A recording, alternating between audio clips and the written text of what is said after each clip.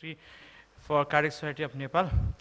So welcome you all for this Meet the Expert session of Cardiac Society of Nepal 17th International Congress on the Management of Cardiovascular Disease. So I'll like to invite our expert panel. I'd like to invite Dr. Divakar Sharma, President of Cardiac Society of Nepal.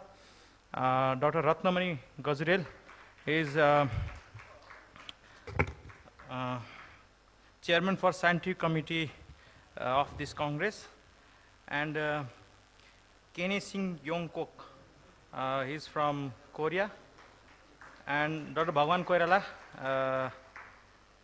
ex-President Cardiac Society of Nepal, to be on the dais, please.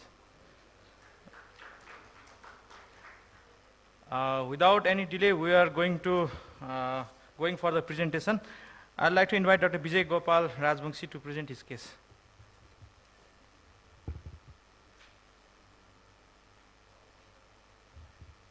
So the presentation time will be 5 minutes, followed by 3 minutes of discussion.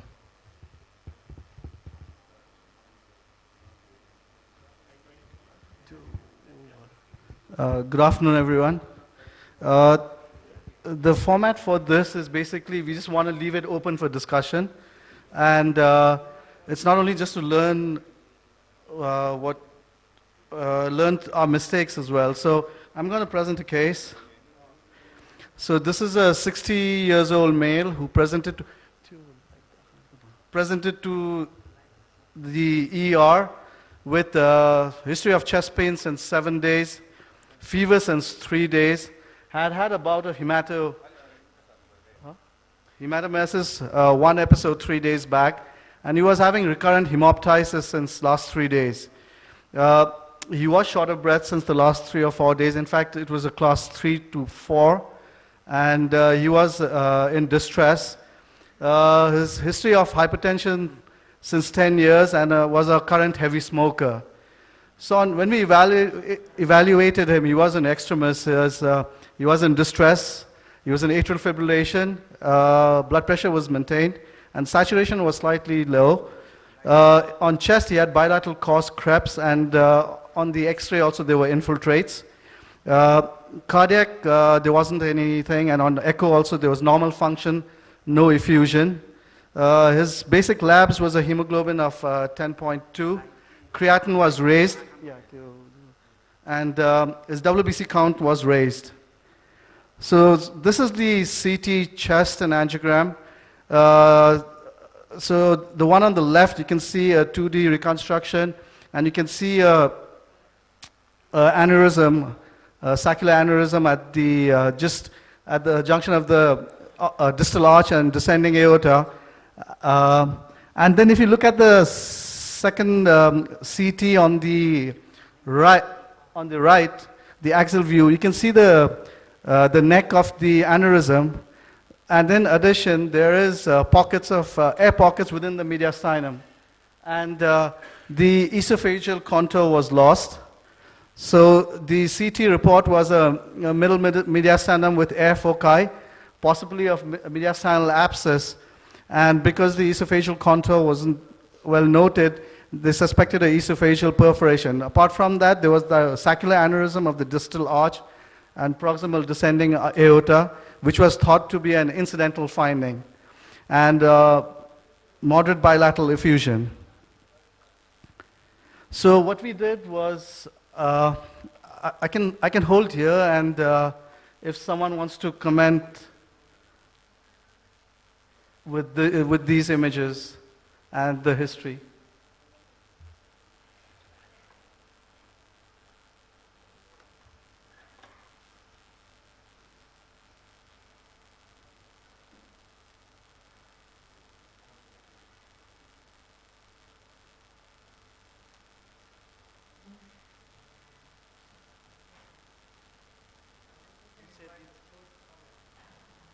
Sorry? We can invite comments from the floor also if anybody has an idea.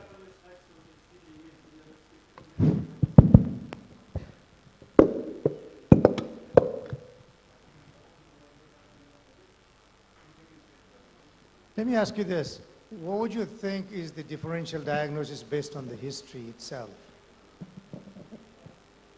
Floor. Obviously, if you would think that there could be only one pathology, I would think maybe the aneurysm has some role. But the reporting was definitely there is air pockets in the mediastinum. So there's mediastinitis. Did he have a hematemesis? One episode of hematemesis. Okay. And the esophageal contour is lost, so there's definitely something with the esophagus. Now with the saccular aneurysm, actually they reported it to be an incidental finding. Did you do barium swallow or something to see the esophagus? Yeah, question is, should we do that?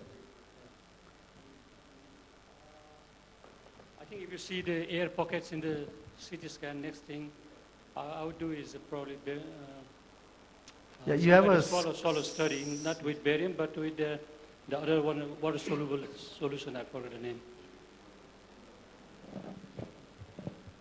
Well, history Gastrographin swallow, I think. History of hematemesis and hemoptysis both, of course, needs to raise the suspicion about aortoenteric type of fistula and also aortobronchial fistula. So, by definition, logically, you would have to implicate the aneurysm, especially because this is a saccular aneurysm. It's not a, this is an, almost looks like a pseudoaneurysm looking at the CT scan.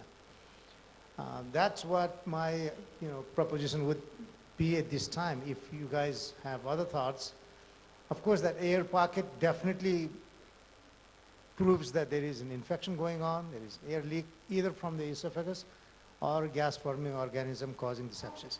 Why would someone have mediastinitis without any provoking factor of source in the esophagus or otherwise in the chest cavity? So I think it has to be something to do with either perforating the esophagus or bronchial. It could come from bronchus as well. yeah. Carry on, sir. So, so what we decided was, because on the CT report also, they talked of the aneurysm being a secondary, though we did have this thought that it could be involved. So what we decided to do was do the bronch, do a upper GI endoscope if possible, and then take it on from there. So the bronch, basically there was, the trachea was normal. The lobar bronchioles had, bronchus and bronchioles had blood filled in them, but there was no obvious lesion that was detected.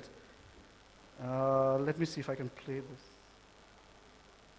I pressed the central one, you know? Central one. Upper one. So do I?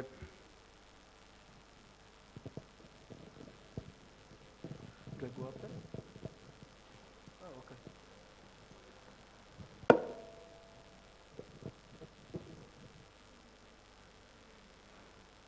Anand. Can you play it, please? So this is the esophagus scope. You can see something pulsatile on the anterior between 10 to 2 o'clock position. The mucosa is more or less sloughed out, and there's a huge defect.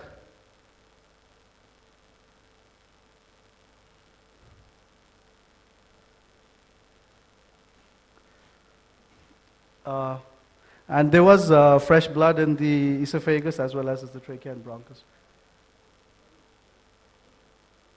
And then so that was the inference from the thoracic guys. Slightly narrowed esophagus, but allowing scope to pass with modest force. I mean, this is something quite difficult to interpret, but then it was done. Proximal esophagus was normal, and the defect, what they said, was a fistula at 29 centimeters from the incisor teeth. Distal esophagus and stomach normal. Trachea normal, tree normal, partially filled with clot of unclear origin. So I guess I'll just move ahead in interest of time. So what we decided was probably because of the pulsatility in it, that it was an aortoenteral fistula. And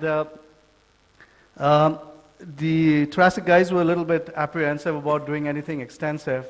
So what they did was to, can you play the next one on the right? So we deployed a 14 into 20 millimeter covered stent into the esophagus, not covering the lower sphincter, but so I think it's fitted in well. And then we decided to tackle the aorta. So through a posterior lateral thoracotomy, single lung ventilation, entered through the fourth space, and we set up a partial bypass because we didn't know what we were getting into through the groin. And on entering the pleural cavity, there's around 500, it wasn't clear blood. And there was dense adhesions between the lung and the aorta, which was quite expected. The aorta was friable and inflamed. So we did take proximal and distal control, proximally at the mid-arch and distally in the lower descending aorta, and put clamps, and then we opened the aorta, and there was a saccular aneurysm with a neck which was around approximately 2 into 2 centimeters. There was clot present in the aneurysm. It's very foul smelling. So we had to do extensive debridement and clear up the opening of the aorta until it was clean, and placed a large Dacron patch in the opening. And the partial bypass time was around 60 minutes. We did a thorough wash, and then we closed, putting chest drains. So the postoperative period, we had him electively ventilated for 2 days and then extubated him. The good thing about it was his fever from continuous started becoming intermittent and then gradually subsided. His counts, which was initially 22,000 on day 0, came gradually down. Creatinine normalized, the liver functions normalized, and in the OR tissue culture that we had sent, it came as Enterococcus fecalis, and based on that, we used appropriate antibiotics. And we extubated him on the 3rd day. He went on to develop a consolidation in the right lower lobe, and then we did a bronchoalveolar lavage, and in that later on came out to be Acinetobacter. However, went into respiratory distress in the evening, required reintubation, and because of the prolonged ventilation, we pushed the nasogastric into nasojejunal through radiology, and then started him initially in TPN and then converted him to tube feeds. And was again extubated on the 6th day, following which actually he did very well. The gastrographin study, there was no leak. However, he failed his swallow study, so we couldn't give him orally. And we continued with nasogastric feeds and thus kept the drain in. His lung consolidation improved, was getting out of bed, was having him walk. And almost on the 13th day, when we were actually, he was into the high dependency unit and we were planning to send him to the floor, that he went into respiratory distress all of a sudden at night, and at 2 a.m. had a severe bout of coughing, a massive hemoptysis, and then went into cardiorespiratory arrest, and then we could not revive him. The reason I'm presenting this is, this is well regarded in literature to be a very difficult case, but I would like to have our experts panel recommend if there's anything that we could potentially do to salvage such patients. Can I ask a question? Sure. My question would be, what were your thoughts regarding not putting tubular graft instead of patching? You just put a patch around, so it was 2 by 2 centimeter, fairly large. Yeah, so the rest of the aortic margin looked pretty good. And then once we cleared up the neck, it was actually looked quite healthy to me. And then we did an extensive debridement of the sac, but I was a little bit apprehensive about going too posteriorly because the esophagus is there and I didn't want to rip everything apart. I could feel the stent in there. So I was a little bit cautious. But then I thought like maybe instead of putting a graft, I could get away with a patch. Any other questions or comments on the diagnostic modalities versus the treatment modalities that has been employed in this particular case? I can chip in my ideas on how else could have been dealt with. Of course, it's easy to comment after the fact. Anything from the floor? Well, at least let's discuss whether or not gastrographin swallow before intervention would have helped plan the strategies differently. Risk with putting a scope in already perforated esophagus, sometimes you can make it worse. Small tears can get worse. Did we lose in this case? Probably not, because it was diagnostic, and I think that was the right thing to do in this particular case. Option would have been to do a swallow, just to find out that there was a leak, then you know there is an esophageal perforation also. Why would a perforation happen in a patient without having a history of foreign body impaction or something? Then in the background that we have, probably it would be diagnostic. It is an, aortoenteric fistula anyway, so that would have confirmed the diagnosis. Now, my question is, why did we decide to put a covered stent in the setting where we know it's aortoenteric fistula in the setting of a pretty bad infection that we know? I mean, again, I can chip in again, defense for the same strategy, but I think that might be something that we'll have to discuss. Yeah, so I think that was more born out of the fact that after they did the endoscope, the thoracic guys didn't want anything to do with it. Oh, I see. So wanted to get away from it as fast as possible. Yeah. I mean, I wouldn't blame them for it. I guess my question would be, yes, one would be, I don't know whether interpositional graft would help, because even in literature it's both ways. A lot of people do it. We don't have homografts or even like a tissue patches that we could use because it's not available in the country. One. Second, I don't know whether, if Kenny would like to comment, whether pulling the omentum up, which I didn't do, I thought about it a lot, would that have helped a bit? And now, that was the diagnostic. In therapeutic part, I think this is a mess to begin with, except that I would think my thoracic guys should correct, and I'm not an expert on dealing with the esophagus. But in the setting when you have bad infection in the mediastinum and the esophagus is badly perforated, just covering the hole up for some time certainly does not allow the esophagus to heal completely. For that, you've got to debride it all open, do a cervical esophagostomy, drain it all out, do a ligation of the gastric esophageal junction so that there's nothing refluxing, drain the mediastinum, let it heal completely, then only you can deal with the esophagus in next stage. That's generally how thoracic guys do it. In this case, thoracic guys felt it is too sick to deal with that in that strategy. Well, I think putting just a stent without dealing with the whole thing about esophagus is probably bound to fail in terms of healing the esophagus. Secondly, we need to treat the mediastinitis, which probably you did while dealing with the aorta. Again, you had limited choice because you have to patch the rupture up, excise it all, put a new graft. Again, you're in the middle of the bad infection regardless.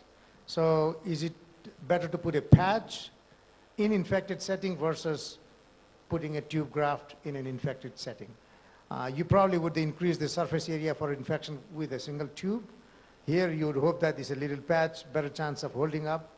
I would not blame for that for re-rupture. I think the guy probably would re-rupture regardless in the setting that there was a bad infection. If there was a possibility that you could go all the way up when there was a healthy aorta and the mediastinum would have been very cleaned up all the way down, maybe you could have taken a chance by getting to a more healthier area for anastomosis. That's the only thing. That again is a judgment that you probably used during the operation. So patch versus total graft, unless there was a pretty good site higher up and way down, again, you would have to go in the infected mediastinum anyway. I don't think you would have prevented infection in this case anyway. So this is a bad case to begin, except that I would deal with the esophagus a little differently. You have a limited choice. So I think generally strategy was right. And we need to understand that without having history of any foreign body, somebody does have hemoptysis and hematemesis, think of this diagnosis, which turned out to be true, what we suspected in the beginning. But this is a very interesting case. Thank you. One more comment. Regarding omental pull-up, I think it would be too high because it's like in the middle mediastinum. So the best thing would have been to mobilize the intercostal muscle and put it around the aorta or esophagus. That could have helped. The omental wraps or intercostal flaps are used to increase the blood supply to the target that you're trying to wrap up. here we're not talking about a viable tissue which is going to be helped by this blood supply. So if you have a poorly vascularized anastomosis like the esophagus to stomach or whatever that is, the vascularity would help. So I really doubt wrapping that with a blood supply would prevent infection of the prosthetic material. So, I mean, I'm not sure that would have really helped. What about That's PET a fairly CT? easy thing to do, so wouldn't have done any bad things, I think. I think that was, this is usually a very difficult case. I'm amazed you managed to actually be bright enough to put a Decon patch. I've had cases like this, and I think whatever strategy you use is going to be difficult. If you're going to put a Decon patch in an infected field, or even if you were replaced, to me, I would say probably a better strategy is to replace. Then you have the main problems you get after that with graft infection will be blowout at the distal proximal anastomosis, for which you can put an omentum patch. It's actually possible to reach up to the mid aorta. And I've had one case of Pseudomonas, which I did this, I wrapped it. Of course, lifelong antibiotics, but a couple of months later, he gave way at one anastomosis. We went back in and stented him. And then he survived for, I think, another 2-3 years, and then he died of something else. But probably for this, the definitive treatment, I would say, if the next time you get this, is to do a extra anatomical bypass, go in, ligate the whole aorta, go through the strategy of sorting out the esophagus. You will still have to put omentum over the stumps, because the problem with that is aortic stump blowout. When you resect the aorta and then you just oversew, that's probably the best option. The biggest that you can use, and you'll be a bilateral. There are various strategies we have done from the ascending aorta, going through the anterior mediastinum down into the infrarenal aorta. So you just use a normal size graft. Otherwise, you use 10, 12 millimeters axillo bifemoral. That might be bilateral axillofem. And we have done that in cases of acute dissection where you just get a total occlusion of the aorta and you escape by doing this. Would there be any role for PET CT, a serial PET CT, just to look at the residual infection? Well, I mean, got to get him through this phase, because the main thing is the esophagus and the mediastinum, and draining that and getting rid of the infected field. So whatever intrathoracic procedure with a graft, Decon graft, you are kind of going to be screwed at some point down the road. It's just a matter of when. Of course, I know homograph is a problem. The other alternative, and it's been described in the literature, is to take out the femoral vein. And use that as a patch, and that has been described in terms of reconstruction of the aorta, where you are in this situation. But if you have a lot of aorta loss, you may not have enough to do that. Thank you. Those are very important comments. I think that's a very practical way of dealing with it. Thank you, Bijay. It was a very interesting case. Thank you for dealing with it. Next. Our next presenter will be Jairam Aitil from UAE.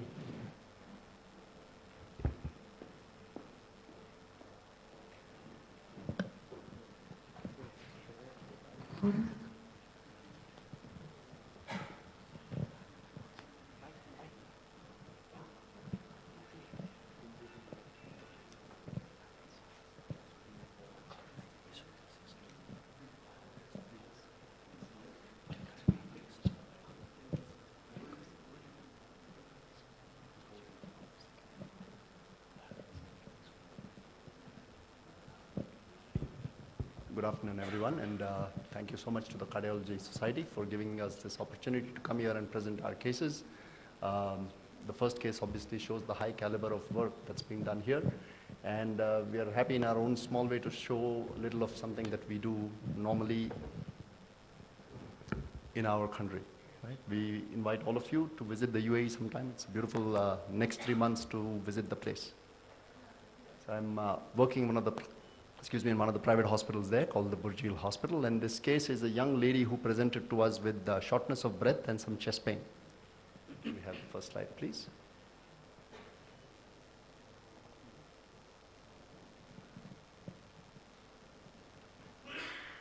Probably need to just size that better.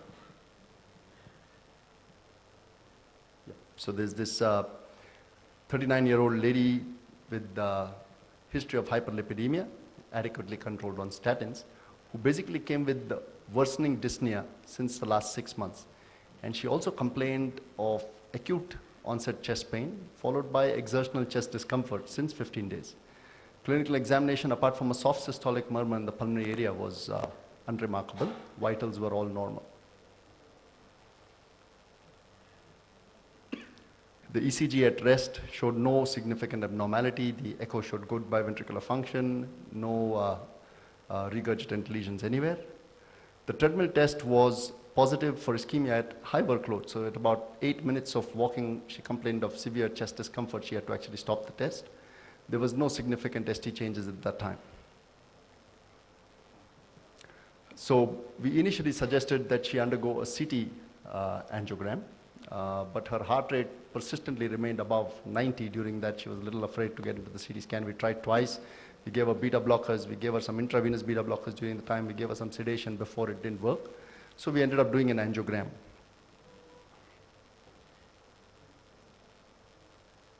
Can you play that for me, please? Yeah, just to play. So that's the angiography of the left system, pretty much unremarkable. Can we play that again? Thanks.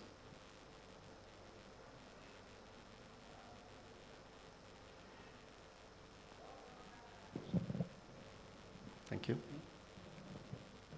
And that's the angiography of the right system. Can you play that, please? Thanks.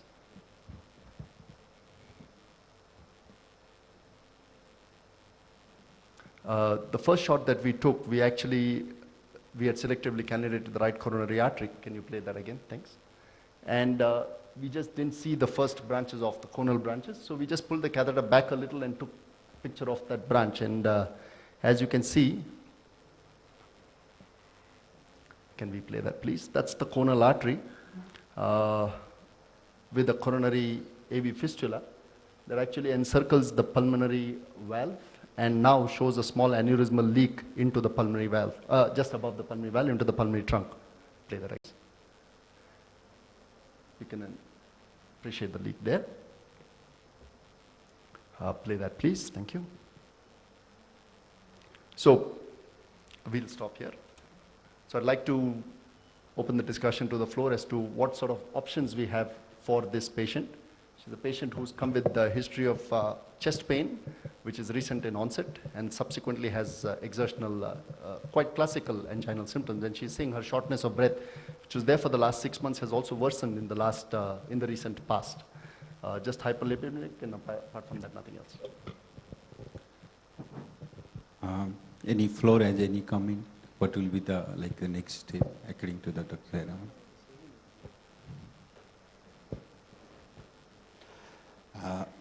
This is if there is no comment from the floor, then I want to say the patient is very young lady with chest pain. That's right. And the patient has no ECG changes, but That's right. you label the patient as TMT positive by other criteria. That's right. So you took the patient for angiography. That's right. CT angio was not possible because of the heart rate. The heart rate, that's and you took the patient for coronary, conventional coronarography. And the left system is okay. And the right system, you saw there is the fistulas communication between the right coronary artery, coronal branch to branch, the yes. main pulmonary trunk. That's right. That is the reason the patient has more chest pain, no? Possible. Because it's equivalent to the coronary still syndrome. Exactly. Okay. So in this sort of scenario, patient will have a normal ECG, and the patient, if they have exertion, and the chances of coronary still will be more, because during the exercise, the heart will beat fast. So there will be diastolic filling of the coronary artery. So there is high chances of shunting of the blood from the myocardial circulation to the pulmonary circulation is more. So the patient will have a more angina type of pain. So your diagnosis is a very good case. And what I think is we should close the communication. Close the communication. If there is fistula. That is the usual common surgical norms. When there is fistula, we should close the fistula. Or we should close it. Because I am the physician interventionist, so I don't know, but the principle I know is that the same principle will be applicable in case of coronary, pulmonary, or whatever fistula, or coronary chimeral. So if we manage to close the fistula, then the patient's symptoms will go Should off. improve. No? That Some is of my the, this. absolutely, sir. And I think maybe, no, sir, the echo was normal. So we've got a specialized echo person who's trained with echo who does this. And in our setup, the doctors do the echo. So it's not done by a technician, just for the sake. And it was not there. So we went and reviewed the pictures. My feeling is had we got the CT angiogram, we'd have obviously picked it up, far better there. And that's probably the gold standard to do it. And the way that aneurysm shows that little leak, I suspect that that's an acute leak which caused the first episode of pain followed by this 15 days of worsening of symptoms. That is, she never had any chest pain. We kept asking. Before there was no chest pain. There was just some mild dyspnea, she said, on exertion. But for the last, she says categorically that one fine day I just felt this really bursting kind of pain in my chest. It lasted about half an hour. I felt better. I felt comfortable. But since that day, every time I walk a little, I feel uncomfortable. By looking at the angio, it feels like it's not the acute one. Yeah, that's what.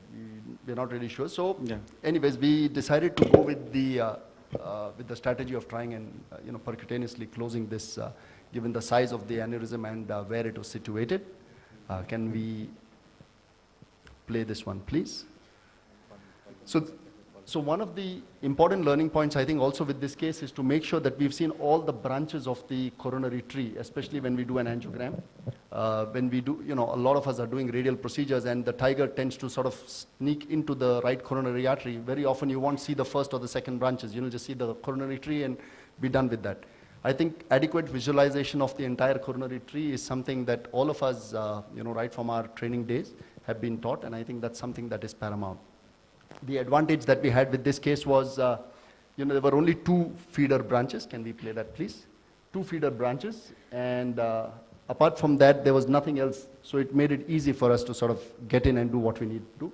We used an AR guide because it sort of sat nicely into the upward-facing coronary conus branch.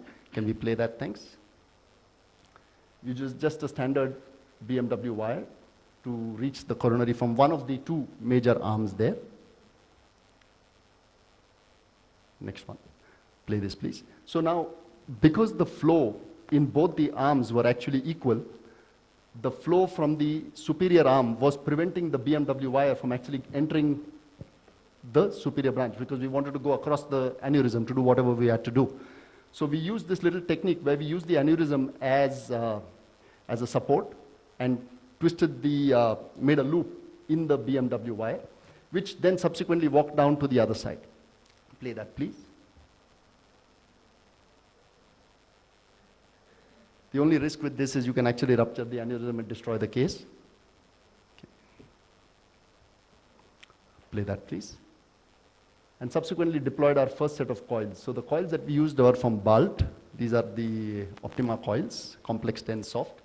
But pretty much any coil could be used.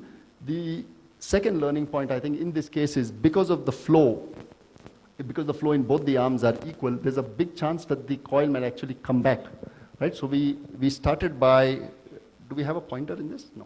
Anyway, we started at the, right at the mouth of the superior, we started coiling at that point, and the coil actually migrated backwards all the way to where it was. You can see the tip of the microcatheter actually beyond where the coils are, right? So, but luckily we sort of had it stop there.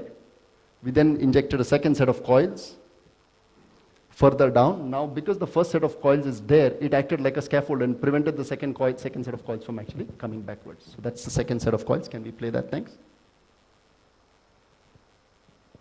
Play, please.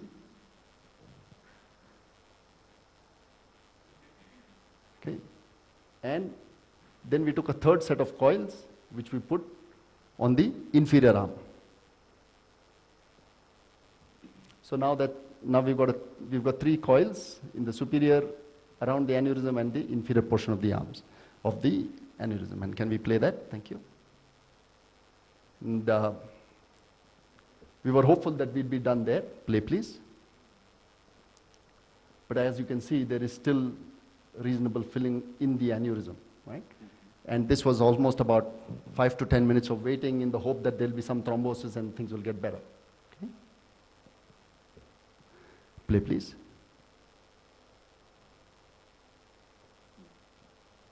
And what we've also found, see, often these little AV malformations that happen from the coronal branch, they have something coming from the left system also.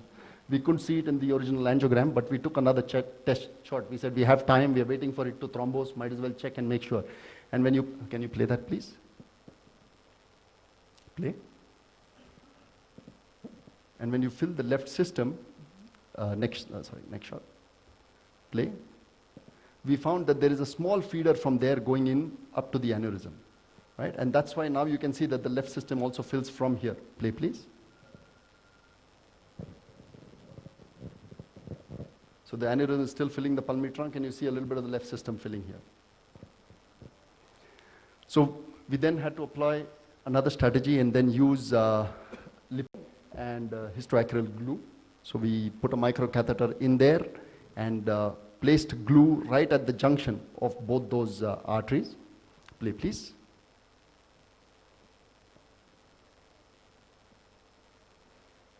And you can see now that the aneurysms, there's no flow across the aneurysm, and also that the contrast, there's enough contrast going down the right coronary artery to make sure that nothing's gone down there. Play, please.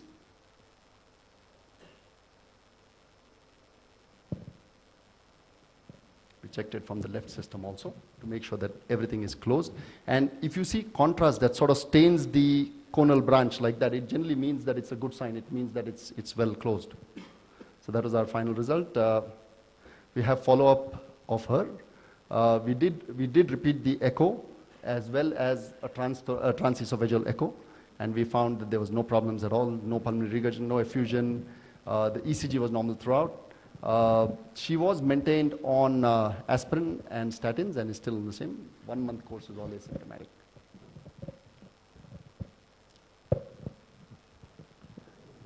Sir. Okay, sir. No, thank you. That was an interesting case. I just want to remind next speakers about the time.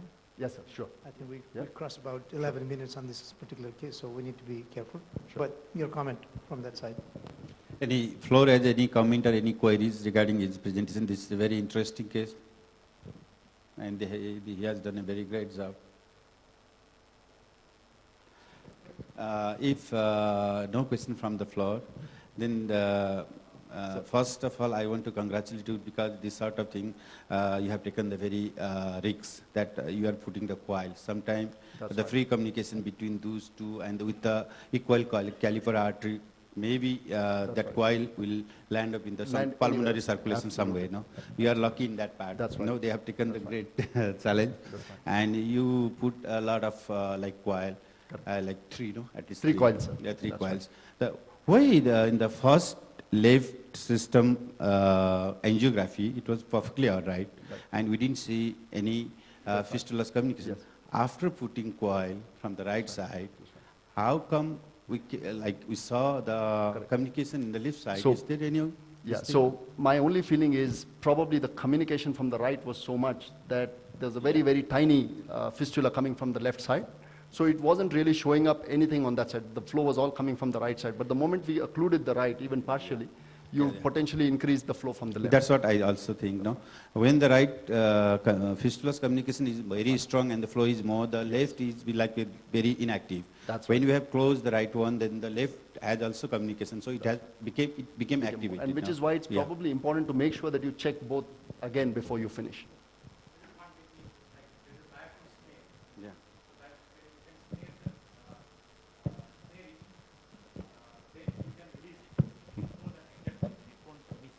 That's right. So the advantage, the coils that we have used are actually detachable coils, sir. They're thermal detachable coils. So it's not like it's a blind procedure. You have to put it in a microcatheter and you can position these coils when you're sure where you are. there's a special Bandage, button yeah. that you can That use is to the detach. under technique. It's not like That's the right. previous conventional snare. That's You right. can hold it. Yeah. Okay. For putting the dipoidal gel, Yes. you put the microcatheter first. That's right. no? So you put the and microcatheter. you just gave in the local, Only the, in area, the that targeted area. area. And you no? need to move the microcatheter really quickly Yeah. because if it hardens and holds onto the microcatheter, Yeah. then your case is again done. Okay. Thank you. Thank you very much. Yeah, I just have one Sir, query. please. This is a very interesting case. Yes. We are getting many cases with difficult chest pain, Yes. TMT positive, and patient will have a normal coronary angiography, especially in the female patient. Yes, sir. So this is, your patient is also 39 years lady. Female. Yes, sir. Absolutely. So if we see the normal coronary angiography, sometimes we never take this conal. That's sir, right. That's right. Do You're you right, sir. recommend to take the conal So one? my feeling is that any angiography that's done should be a complete angiography. I think that's the learning point in all this, Yeah. especially with our radial procedures. When we do a femoral procedure, more often than not, the Judkins right just sits at the mouth, so you'll see everything. But with the Tiger catheter that's commonly used from the radial procedures, you'd see that the Tiger catheter tends to move in to the proximal area of the RCA. So the first conal branch, generally you will not see unless you pull the catheter Yeah, back a little. usually most of the time the conal branch is a bit high up than Right, the right. common That's right So ostium. just no? make sure that you see everything. If everything is seen, then That you means even if we are not taking the selective conal, maybe we need to take the non-selective conal. non-selective to- conal yeah. or change the According Tiger to a this Judkins case, right. I don't know That's right. whether that will be logical to every That's case or not. Thank you for the presentation. Thank you. Rizal. Okay. Maybe in this type of case, first we should try to do a CT angiogram. If No, it is CT possible, then it would have solved Absolutely. the I problem. think a CT angiogram would have answered a lot of Yeah, questions yeah, anyways, yeah. and we were just lucky that we did a Yeah, complete coronary. Yeah. Thank you. Thank you again. Next presenter, Krishna Prasad Adhikari from Nepal. He works for Bheri Regional Hospital in Nepalganj. इसको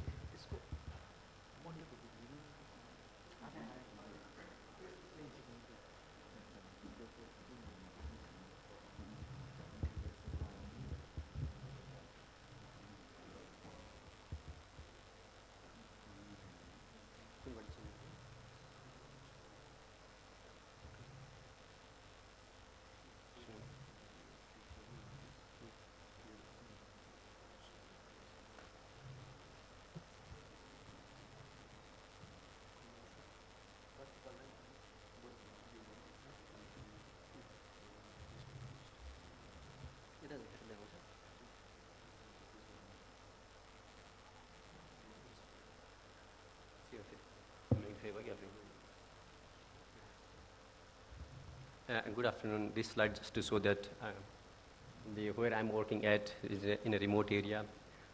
Out of the cath labs, the distribution is quite uneven, with the province 6 and 7 having both cath labs, and I belong to the state 5, which has got 3 cath labs, and I work in the westernmost part of the area.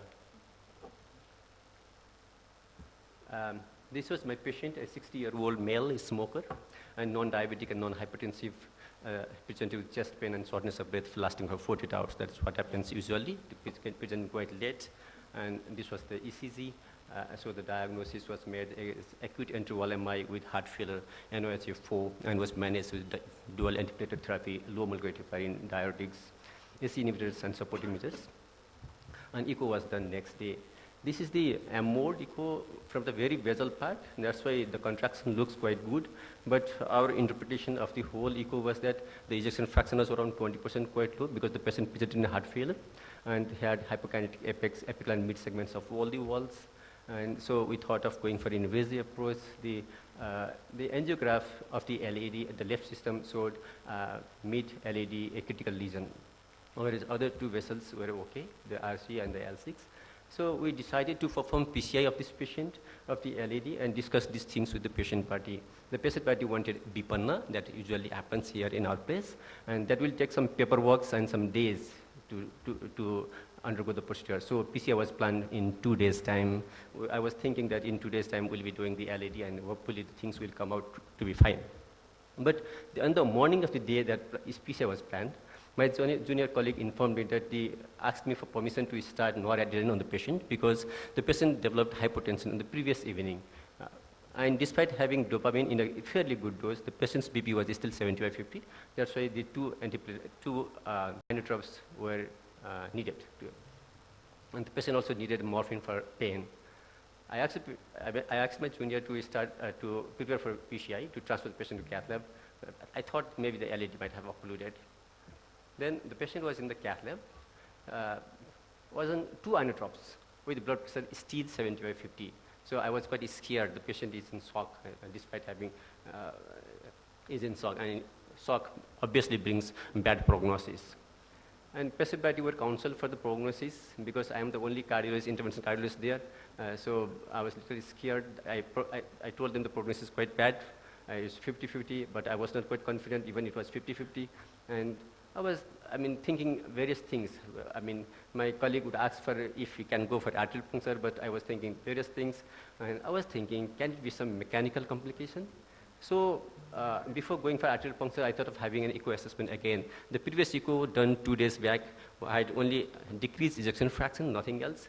But still, we don't have a portable echo in our setup. So the big cart echo machine was brought into the cath lab, and then the echo showed a very large pericardial effusion. It was a cardiac rupture, bringing a very bad prognosis again. So again, talk to the patient party briefly regarding the outcome, the prognosis, and the procedures that I'm going to do. So, and I was happy that I had not allowed for the arterial puncture because that might have led to the injection of heparin, and that might cause the catastrophic outcome. So we want the patient. We did the pericardiocentesis. This was the amount of blood that was aspirated, and then after pericardiocentesis, the blood pressure started to rise. The tachycardia started to decrease. The noradrenaline was stopped. Still BP was 90/60, and then the patient was feeling better. Even I started feeling better, and then the position of pigtail was again confirmed with the agitator's line with the echocardiography. It was in the pericardial space, and the heparin and clopidogrel were stopped, and only aspirin was continued to the patient. And patient was kept in ICU with hourly BP recorded, and aspiration was planned if BP fell to less than 80 millimeter of mercury systolic. In the whole night, 100 ml of blood was aspirated, and 1 pint of blood was transfused. The next morning, I promised biryani to my colleagues if the patient survives, because we are really trying to help the patient. And patient was comfortable the next morning. This was the echo done next day, showing the pericardial effusion and the cardiac contractility as well. Only basal segments having good contraction, otherwise it was very bad cardiac contractility. Regarding cardiac rupture, the incidence is less than 1%, but still it carries a mortality, very high mortality. Of the total myocardial infarction mortality, 14 to 26% of mortality is attributed to cardiac rupture. The mortality in the shock registry was said to be more than 60% for the cardiac rupture cases, and the incidence has decreased from before because of the control of blood pressure, reperfusion therapy, and beta blockers, aspirin, and SC inhibitors. In our patients, he was elderly, 60 years. There is one risk factor for him. He was male, and it was first MI for him. There was no collaterals we saw, and this is a still elevation MI. We don't know the value of the CKMB. If CKMB is more than 150, this is one of the risk factors to cause cardiac rupture. And entry MI has got more cardiac ruptures, and cardiac rupture is less common with the, if the patent is infarct artery is patent, then it is less common. But our patients had patent infarct artery still had rupture. This was a subacute cardiac rupture because the patient did not, the rupture did not immediately lead to death. There was some, maybe we can assume there might have been organized thrombus or pericardium seal the ventricular perforation, but that can go to frank rupture. So we were lucky that the patient did not develop frank rupture, and luckily we didn't administer heparin to the patient. This was the early and late. Our case was a late rupture case occurring more than 4 days after. That was because of the infarct expansion, and that because the reperfusion was not done, the patient presented late, and we didn't do any intervention early because of the BPNI scheme and all. Regarding effect of reperfusion, the PCI definitely lowers the rupture, incidence of rupture, up to 54%, and fibrinolysis decreases the incidence of rupture, though it accelerates the time of onset. And in case of people more than 75 years age, fibrinolysis increases the incidence of rupture. Regarding surgery, it's an undoubted choice, but our case it was not choice, because when the patient was unstable, we didn't have choice. We don't have a surgical option. And when it's stable, I think why should the patient go for surgery? And the picture was kept in situ for 7 days, and patient was stable. Picture was removed in the 7 days time. It was observed for 2 more days after taking out the pigtail, and there was no increment of the fluid. Patient was stable, so patient was discharged and asked to come in 2 weeks time. The echo showing little bit fluid is still. Patient came walking, and then his BP was 90/60, had minimal pericardial effusion. I added clopidogrel on the patient, and now we are planning for PCI in 2 weeks time. Thank you.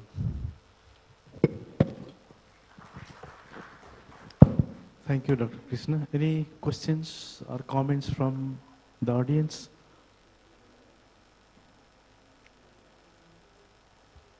No? So, Dr. Krishna, this is a very interesting case. You think this is a cardiac rupture, or it may be a large pericardial effusion after myocardial infarction? Because in 2 days' time, a large pericardial effusion developed, and the aspiration was a frank blood that indicates towards the cardiac rupture. But looking at the prognosis of the patient, he was discharged from the hospital, no? Yes, sir. Now he's okay, still doing fine? Yeah. Okay. And second question is regarding the management issue.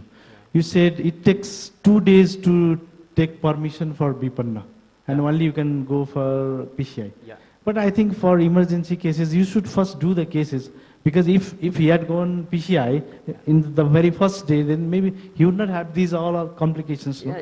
if it is the patient presents within 12 hours in case of the timely intervention. No, but what I'm saying is that just Bipanna schemes, Yeah. then they can be approved next day or when the office opens, no? Sometimes there comes issues when the patient expires, then the Bipanna papers are not brought. There are so many issues, so that is really a difficult issue to talk with. But I think we need to change this system anyway, because it's beneficial for the patient. Time is life, time is muscle. I want to add a couple of things here. I think we're running out of time. It's already taken 15 minutes for this case. So next time, we're not going to discuss, presenter are not going to discuss the theoretical aspect of the case. There's a case presentation, the experts give a comment, okay? Let's set it up that way, otherwise it's not going to be possible to finish. 2 things about this case. One, if you are up to dealing with emergencies, you're doing a great job. Living in periphery, remote areas, trying to help these patients in acute cases is great. However, if you are really up to taking up primaries, the setup has to be that's able to cater to them in an emergency, which is do an echo the same night, take up patient in the night, and deal with it. So calling these primaries, doing 2 days later is actually not an emergency service. Yeah. So either you do not take these primaries, deal with them non-interventional way. Once you declare that you're going to take up all these acute cases, so the setup has to be done that way. That's the justice to the patients. And I agree, you lose all the items, disposables, patients may not pay, and all the liabilities will be on your hand. But I think the hospital has to commit with the life-saving procedures, and we can help you get that sorted out. And you get this paperwork done next day or 2 days later. Even if the patient dies, that needs to be written up. Otherwise, again, you cannot deal with these emergencies. And by constitution, it's their right. Third thing, it's extremely, well, I have not heard a patient surviving with a free wall rupture and causing this type of tamponade. Was it intervention related?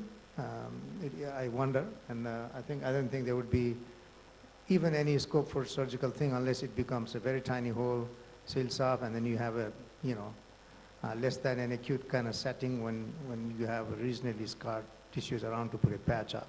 So I'm not sure you've ever met or read or seen a patient with free wall rupture survived, and then we had some surgical option to deal with this. It's actually quite rare. So this patient must be very, very lucky, or whatever it is. Having said that, we had a case done in Gangalal several years ago when there was a pseudoaneurysm that was contained, probably related to coronary ischemia, where the circumflex looked pretty diseased.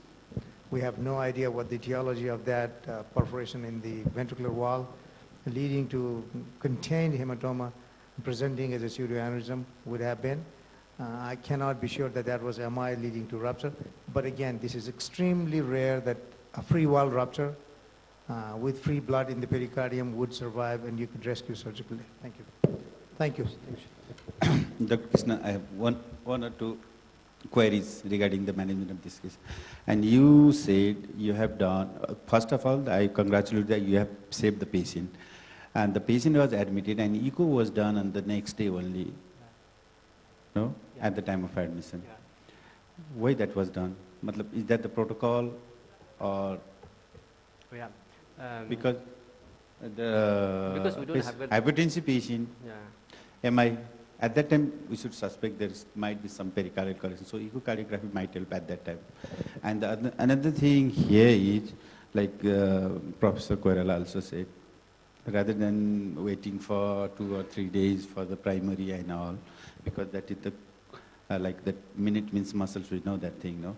And they're doing work in the remote area is very difficult. We all understand that how hard time you people will have. Here in this particular case, is that really the free wall rupture? Is this patient really has the free wall rupture? Still you think that? Yeah, what the literature says, I went through the literature as well. If there is effusion and the frank blood is aspirated, then this is rupture. Yeah, that is theoretical, yes. But in this scenario, maybe the possibility of free wall rupture is there. The patient with such a massive MY with free wall rupture maybe cannot manage to survive with simple aspiration. So the patient with massive MI might develop hemorrhagic pericardial effusion as a part of MI. No? So the effusion was gradually collected for over the 2 or 3 days, and you have aspirated, and there was no more collection except the 100 ml overnight you've drained it, no? No. The echo was done after, second day of admission. There was no fluid at all in the second day of admission. In 2 days' time, because we thought there is no effusion and there is only LAD lesion, we planned for PCI. And before, theoretically, yes, the patient developed chest pain and low blood pressure, hypotension. Yeah, pericarditis also you can get post-MI pericarditis. No? In this particular situation, the patient was, whatever is the diagnosis, that is the different thing. Patient, we need to save the patient first. Yeah. Going retrospectively. Shall we call it a finish and go to next, because we've spent okay, 20 minutes. Thank you, Dr. Krishna, for your nice presentation. Next presenter, Tawfiq Sariyar Haq from Bangladesh.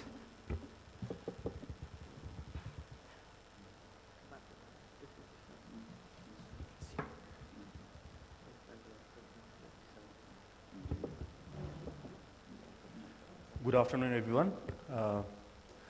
I would like to thank the Nepal Cardiac Society for inviting me. It's my 3rd time in Nepal, for first time in this conference. So I hope all of you enjoy this complex case from my institution. I come from Dhaka, Bangladesh, National Heart Foundation Hospital, which is the largest cardiac center in the country, doing more than 5,000 PCI and more than 2,500 CABG per year. So this is my case. I gave it, the name is Long Story because the patient has a long history and the case was also very long. So it's a 55-year gentleman. He's a migrant worker. He works in the Middle East. He's hypertensive, diabetic, which is poorly controlled, dyslipidemic, and obese. He has history of inferior MI in 2016 and underwent primary PCI to RCA in Bangladesh. Then he went back to Kuwait and again had an episode of ACS, underwent CAG, and underwent CABG. Again, he started having symptoms in 2018 October, and check CG was done, and all the grafts were found to be closed. So he had PCI done from left main to the stent in the right corner artery was patent. He had a PCI done from left main to LAD and from LCX to OM, and sparing the ostium of the OM, of LCX. Again, patient came back to us with worsening angina for the last 2 months. So you can see the ECG. This is the ECG during rest, and this is the ECG during chest pain, which shows some sort of lateral ischemia. These are the biochemical parameters, which are quite, his diabetes uncontrolled, HbA1c 10.1, others are quite acceptable. So we did an angiogram. This is how it looks. So he has severe in-stent stenosis in the shaft of left main, 99% LCX ostial stenosis, LAD 50% ISR at its origin, and LCX 99% ISR involving proximal part of OM branch. So I think I should ask at this point everyone how we are going to deal. Remember, he already had 2 episodes of 2 events of PCI and 1 CABG.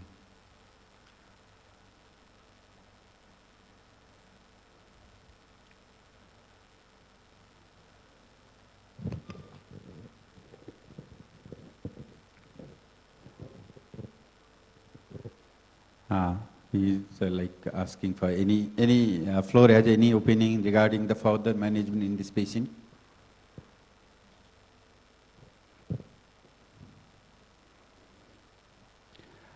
If the patient already has... Can I ask you a question here? He had a bypass how long ago? It's 2 years back, 1 year back, 2018. We don't see the shots for the grafts. What happened with the grafts? The grafts were all closed. The check CG was done, Okay. and it was done somewhere else. Check CG, they found all the but grafts closed. Did we take shots for the grafts? No, in the sir. angiogram? This check CG was in another center, and they already did PCI. He came to us with another event. Did you look for the graft or not? We did not look for the graft because already occluded. We have seen his previous CAG. So obviously our plan was, as it's only 1 year, the surgeons were not ready to put. Previous graft was the arterial graft or the only venous graft? Actually, that it was not mentioned in any It document? was venous graft. It was venous graft. Yes, because the report said that Lima was not healthy enough to be grafted, so use venous grafts. He's a diabetic patient, uncontrolled diabetes. So obviously our plan was to do a PCI. And we from the very beginning planned 2-stent strategy for the left main because that was the only option. And with our trend and experience, we wanted to go for a DK crush. So first we wired both the vessels, and as there were stenosis and stent and in-stent stenosis, it was very difficult for us to cross the wire into LCX to OM. We use a microcatheter in this situation, and also to get into the LAD distal, we use microcatheter. But after wiring, we did a quick OCT to see what happened to the stent here. Actually, in the LAD stent, there was it's a very long loop. I will just explain that we found in the LAD there was severe new internal proliferation with severe stenosis at the origin and left main. So we went on and pre-dilated the LCX with 2.75 12 NC balloon. And this is how it looked after pre-dilatation.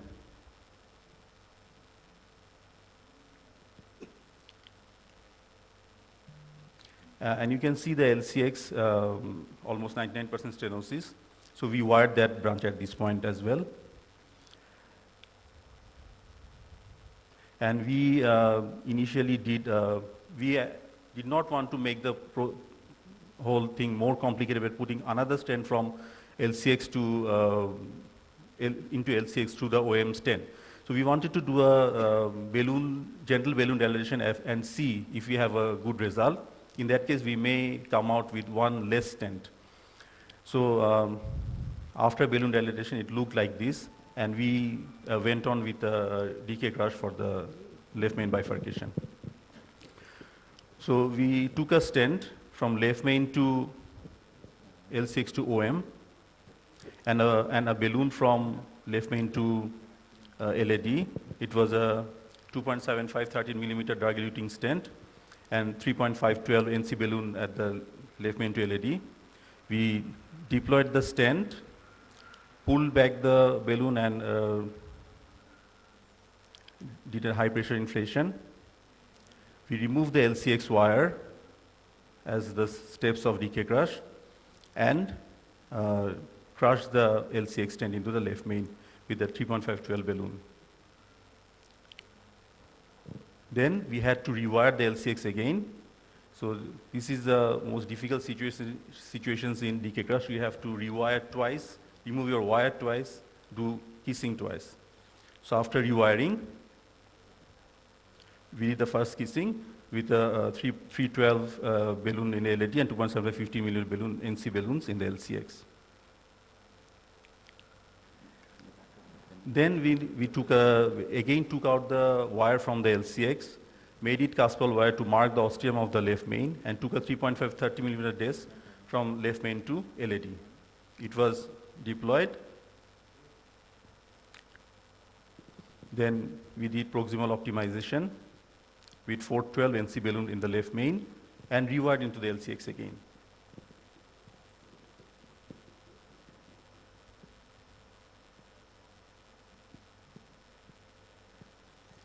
Then we did the final kissing with 412 and 2.75 15 balloon in LAD and LCX, and then we did a report. We did an OCT to the LCX as well, and this was the final result.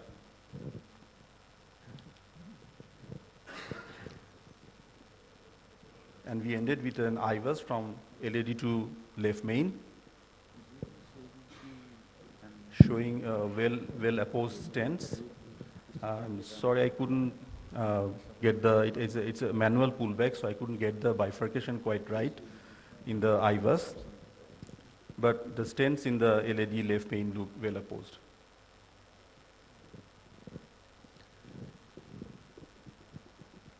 So in conclusion, I would like to say multiple techniques have been deployed to effectively treat bifurcation. Each has its unique advantage and disadvantages. Deciding on a technique depending on anatomy and operator's own confidence is key to success. Imaging helps to optimize results for better long-term outcome, and control of risk factors are also essential for good long-term outcome. Thank you very much.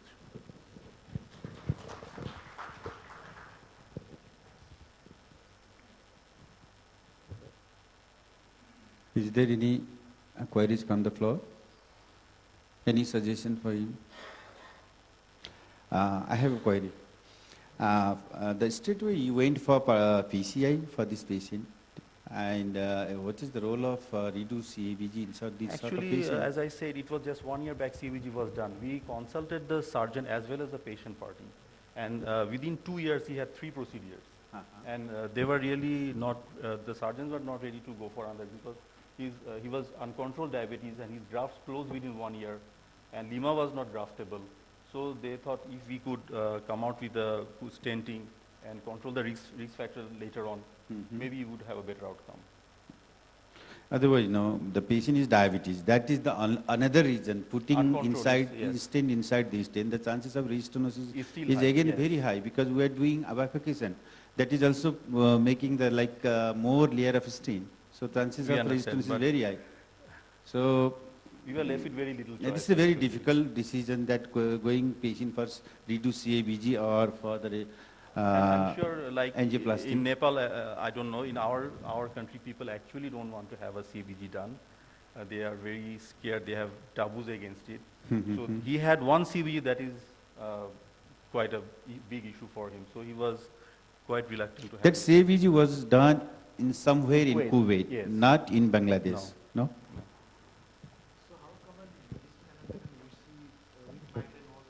This is very common. We also see that. Yes, I understand. Yeah, We had a in Nepal also. paper presented, and They have these very migrant suboptimal workers results. coming back with ischemic heart disease is very common, without any risk factors even. They are coming back in early age, in their early 40s. They're coming back with yes. And we had a trial. We had 120 patients, and we had a questionnaire on depression. And that was very amazing to us. Depression score was very high among the patients with ischemic heart disease.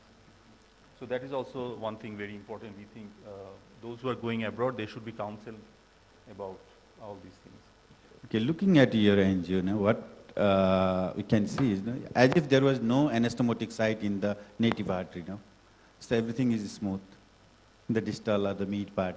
There was Yes. CABG was as if it was not done.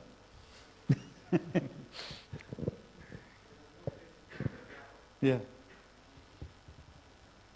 So is the patient really went for CABG at that time? Well, he had papers that showed he had CBG. He had scars and sternotomy things. Because there was no, like, sometimes we see there may be small competitive flow or some Competitive back flow flow and to the anything. graft or something like that. Even if the proximal graft it occluded.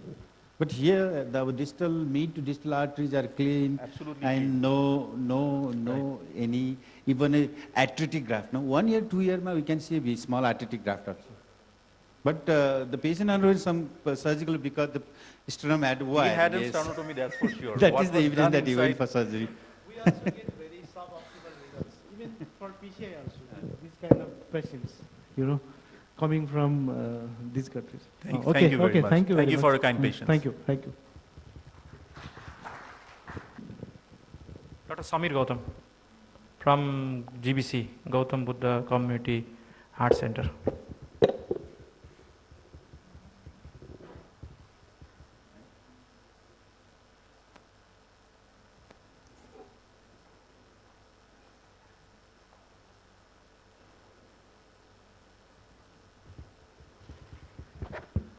Good afternoon, respected chairpersons, seniors and friends.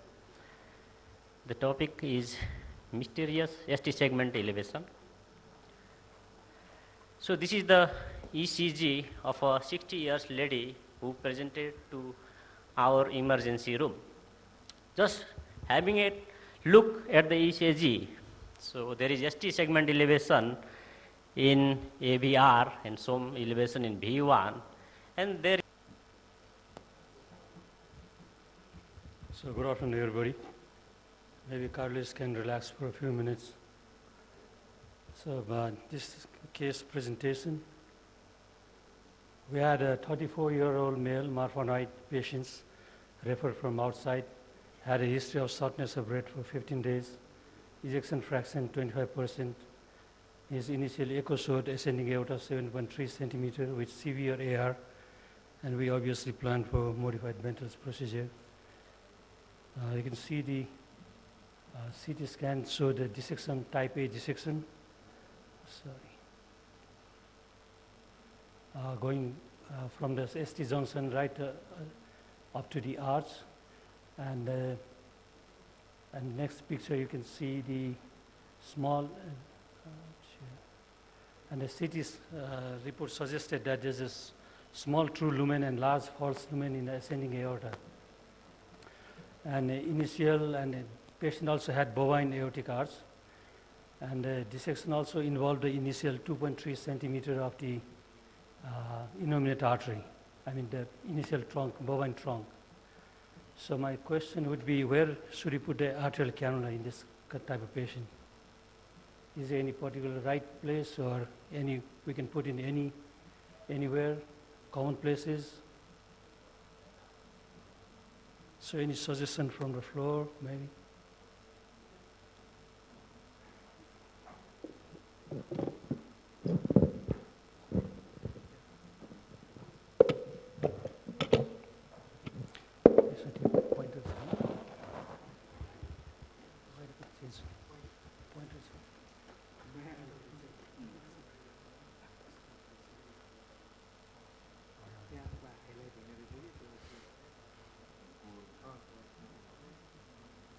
Yes, so this is what type 2.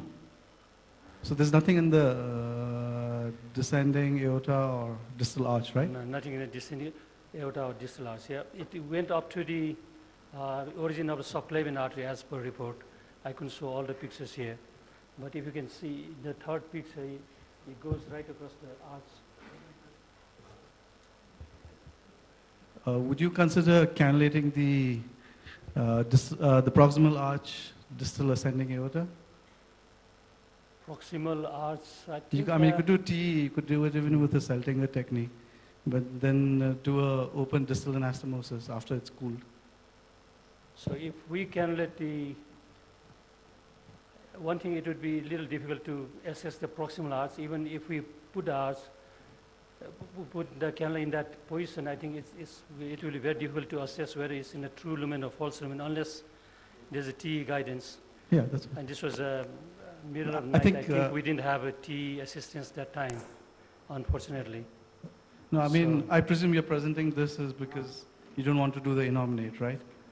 I was trying to avoid because the dissection was involving the proximal trunk, so I was trying to avoid the axillary or innominate or carotid, but I don't know whether one can do cannula, one put a cannula in those arteries even with this dissection or not. I'm not sure.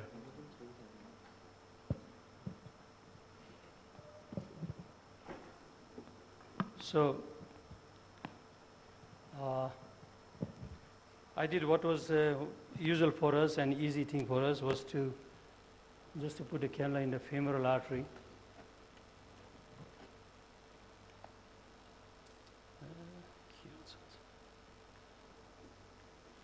I'm sorry, I want to go back, but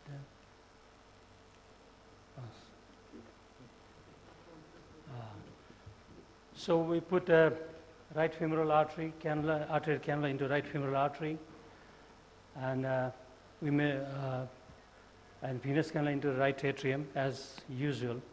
I went on bypass, everything was looked fine.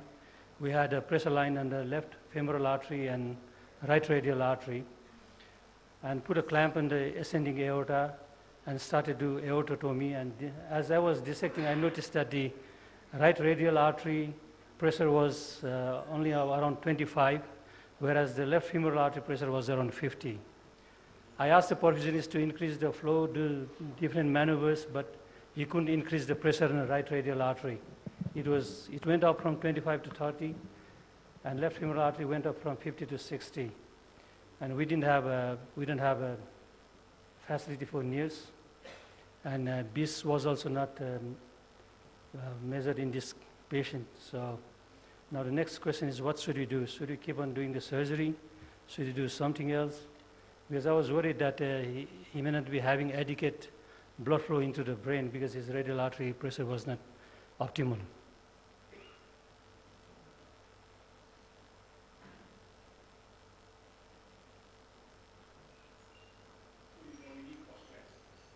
Excuse me?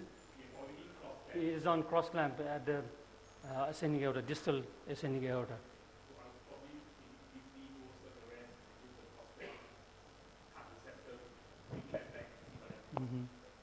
So I think I had a very similar patient sometime back.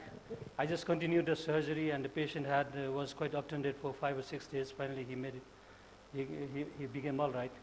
So I was so aware of that situation, and then I just removed the clamp after cooling the patient.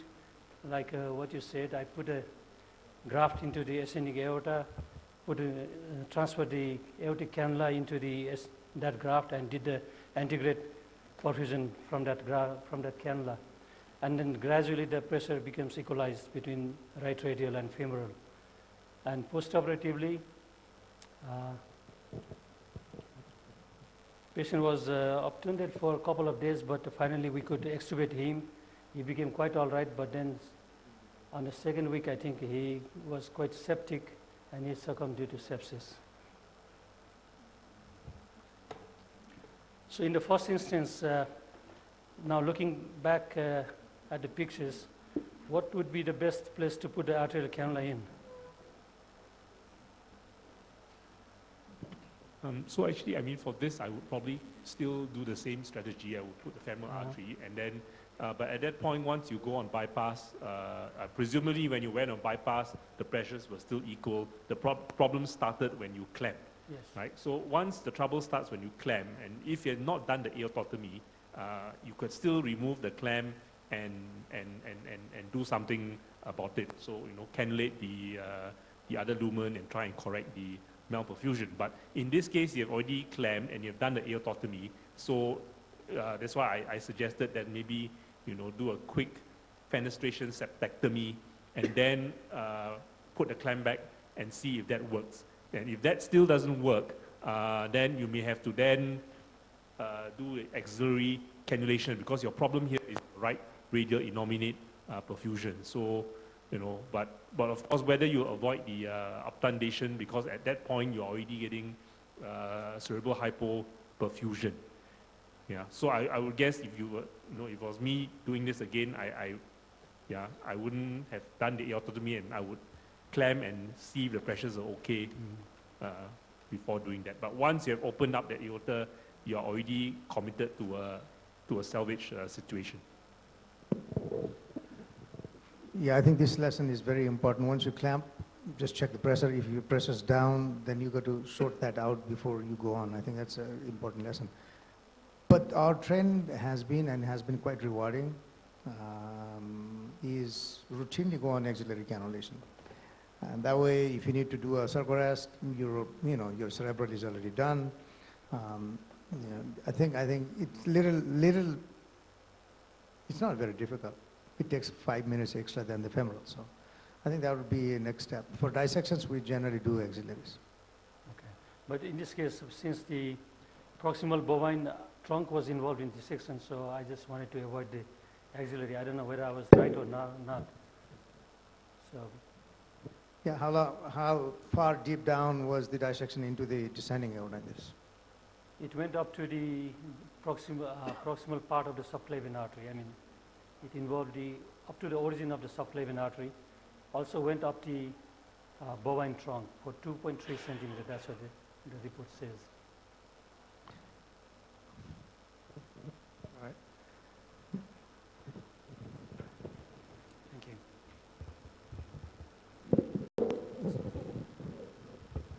The next presentation will be done by Amrit Bogati.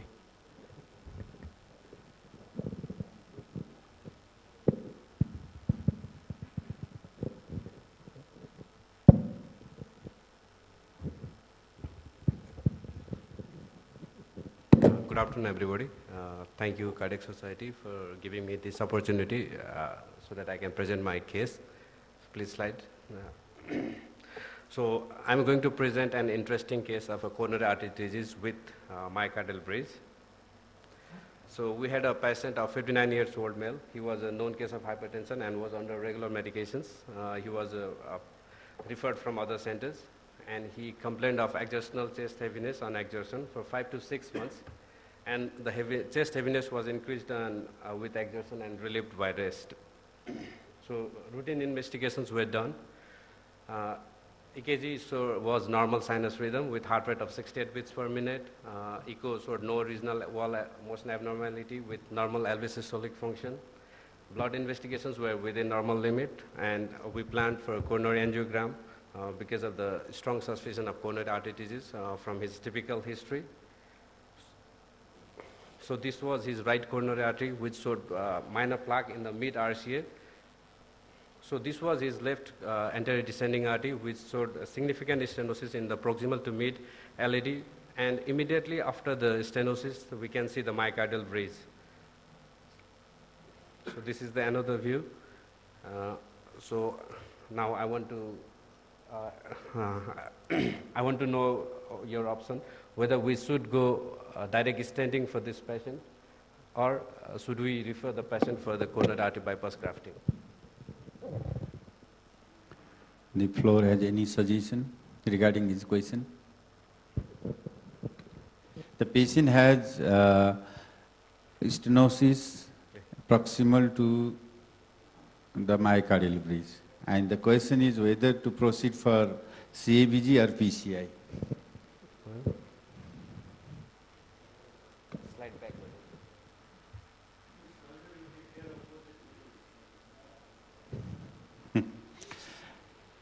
The RCA is clean, and there is no lesion in the circumflex artery. Just go for surgery, put Lima LED. Is that a fine option, or go for the stenting?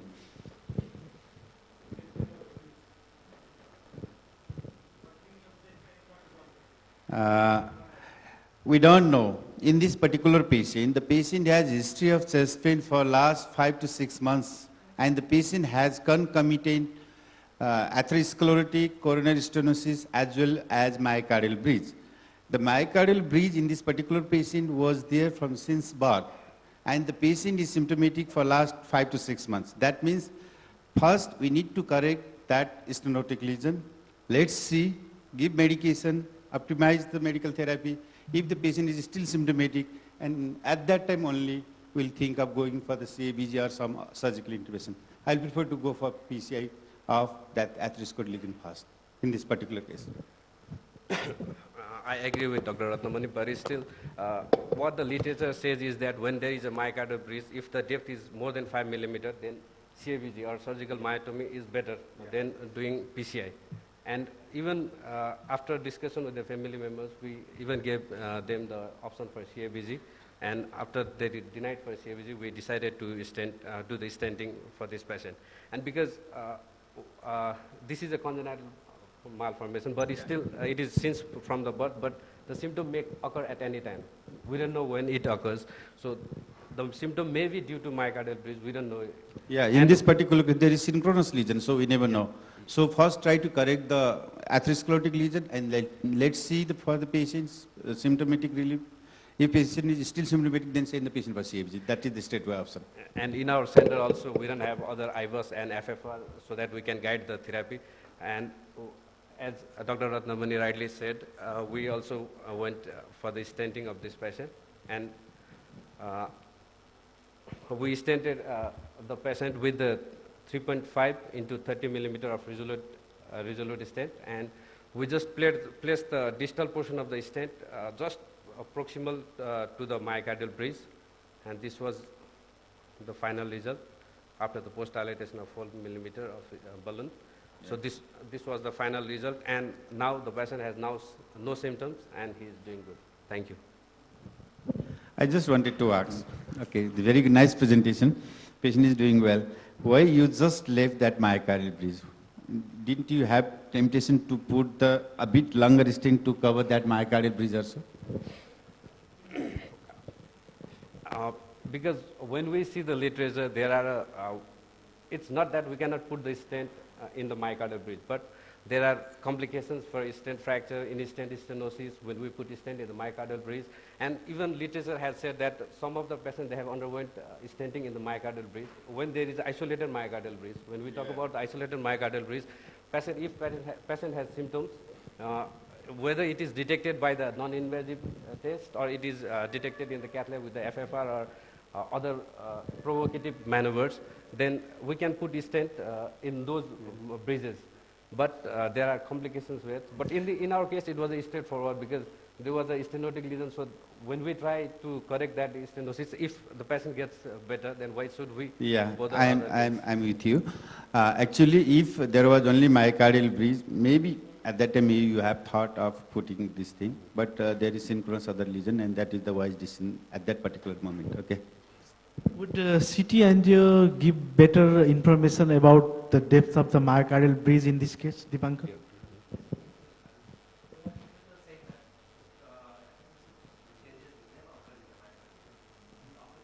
Proximal to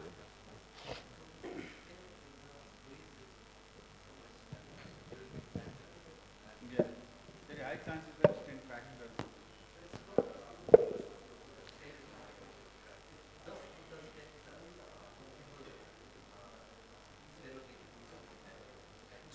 So when we talk about the isolated myocardial breach, so we have 2 or 3 options. The first line therapy is always the medical, beta blocker and beta blocker and beta blocker. And the second one, we can add the calcium channel blocker. If the patient is refractory to the medications, we can go for either stenting or for the CABG. CABG is also with one-leaf CABG or with surgical myotomy. So whenever we go for stenting, then it's, as Dr. Dipankar has rightly said, the atherosclerosis mostly doesn't occur in the myocardial bridge because there is a milking effect, we can say, so that there is no place to sit for the atherosclerotic plaque. But still, there are literatures where they have put the stenting, and they have also some has shown the good result, and some has reported some complications regarding these things. So, for the first time, if a patient present with a myocardial bridge, just do medical management. Okay. Thank you, Amrit. Just I want to ask the opinion from the surgical side. Prof. Kini, what is your experience on this sort of myocardial bridge, severe myocardial bridge? What do you think? Is that wise to go for medical treatment, or you recommend for the surgery or stenting or whatever? So if it's an isolated myocardial bridge, I think we've had a lot of arguments in our department and with the cardiologists. Yeah. Because a lot of times it's this group of patients. And that's why I asked you also, no? That's the agreement. They're middle age, right? They're middle age, and usually the symptoms are atypical, and they've already gone for all the functional tests, which are usually negative. So, atypical symptoms, negative functional tests, we don't touch them. And of course, cardiology also. You just go for medical then. We watch them, and and some of these are very crazy. They will go everywhere, and eventually, I think one of them went and got his surgery done. He persuaded somebody to go and do a de-roofing, and then ended up perforating. Then they had to put a patch. So there's no more bridge, but he's still symptomatic, and then now he regrets undergoing the surgery because still symptoms, got a scar on his chest. Yeah, so I would say for isolated, you have to be sure that there is objective evidence of ischemia. Okay. So if you can demonstrate a functional test ischemia, then sure. I mean, I'm okay to go and do something, but otherwise, treat them medically. Yes, thank you. Yeah, I agree with that. Totally, fully agree with it. We often underestimate the risks of trying to that's what I'm asking. a bridge. Because the newer literature is coming up regarding the myocardial bridge. The myocardial bridge can present with sudden cardiac death, may present with sudden BT. So the management of severe myocardial bridge is very tricky. Putting a stent is not that much. No, but then, like he said, putting a stent in a myocardial bridge has its own set of complications as well. So even that is not recommended. Yeah, because the chances of stent fracture is very high. But initially what it was thought that the myocardial bridge is very benign condition, but it's no more a benign condition. It can give, patient can present with acute coronary syndrome or some sort of cardiac arrhythmia. So we need to go for the medical therapy. If not recovered, then maybe we need to ask for the surgical colleague for this thing. The stenting is not recommended, yes. I agree with how many surgeons are here in this audience? So how many of you have come across intramyocardial big size intermediate artery during your practice? It's often, if you have a huge intermediate artery, it's often intramyocardial. And we never bother about it. It's a good site to graft if you can find it because, it's free of disease, but we don't bother about it.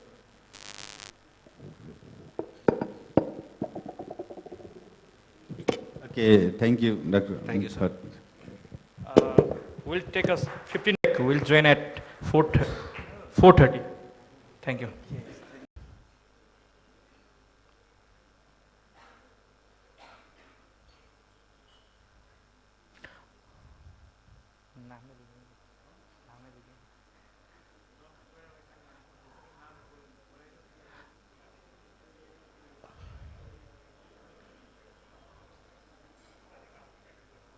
Dr. Ratnamani Gajurel, Dr. Bhavan Koirala, please be on the dais. So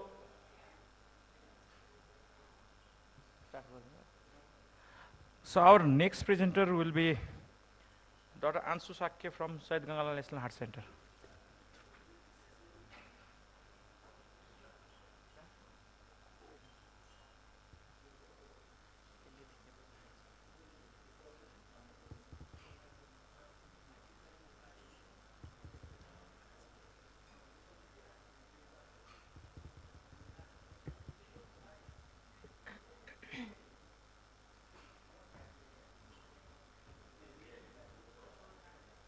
Can I start? Yes.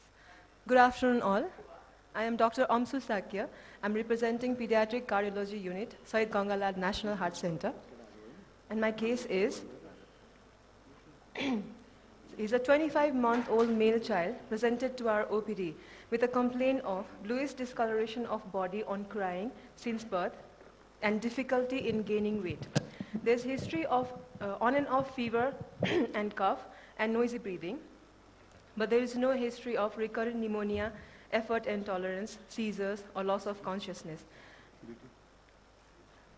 In the past medical history, the child was admitted in local district hospital for 15 days with a diagnosis of pneumonia before being referred to the Noble Hospital, and from there the patient was referred to our center for further management. In past history, the child had frequently visited different health centers for the same problem and was always being treated with antibiotics and sent home. In birth history, the child was term delivery. There was history of delayed cry at birth, but postnatal period was insignificant. And maternal history, born to a primary mother, regular ANC was done, and USC anomaly scan was also done, which was told to be normal. The child was taking adequate nutrition, and there was no significant history of cardiac disease in the family. There was global developmental delay in the child. And on examination, the child was active. There was cyanosis, and there was clubbing, and there was failure to thrive. The weight and height, they were less than 5th percentile, and the head circumference also less than 3rd percentile. On vitals, the heart rate was 123 per minute, slightly tachypneic, 36 per minute of respiratory rate, and saturation was only 65% in room air. On auscultation in chest, it was clear. On CVS examination, S1 and S2 were heard, and there was ejection systolic murmur of grade 3/6 at the pulmonary area. Per abdomen and CNS examination were grossly normal. With a provisional diagnosis of cyanotic heart disease, probably tough, we went ahead with the investigation. And this is the ECG. We could only have the limb lead ECG of the child because the child was very uncooperative. And here we can see only right axis deviation. Now this is the X-ray of the child, and the X-ray shows borderline cardiomegaly and pulmonary plethora, which is contrary to our provisional diagnosis of TUF. We went ahead with echocardiography, and there we saw there was 8 mm VSD with overriding 30%, overriding of aorta 30%. There was bidirectional shunt in the VSD, and there was huge ASD, 1 centimeter in size with right to left shunt. And we saw that there were no pulmonary veins were draining into LA. We saw that the pulmonary veins were draining into the SVC. So with a provisional diagnosis of TUF with supracardiac TAPVC, we planned for CT angiography for the child. Now this is the axial view. Here we can see AST, huge AST, VSD.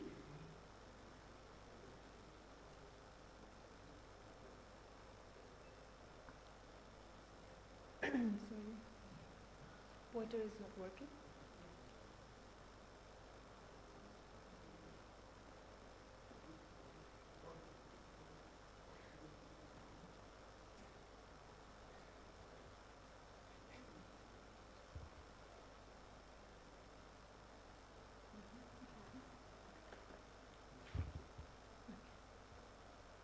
Can we play that again, please?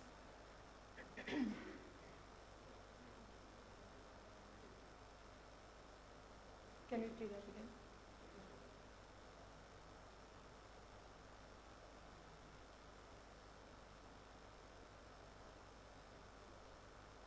Okay, let's see.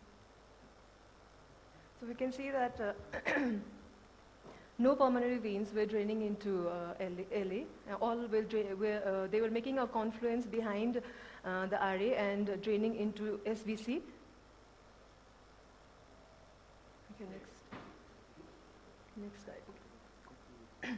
The same thing we can see in the coronal view CT angiography.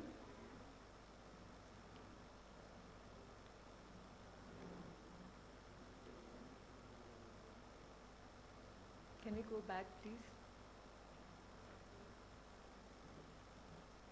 Back.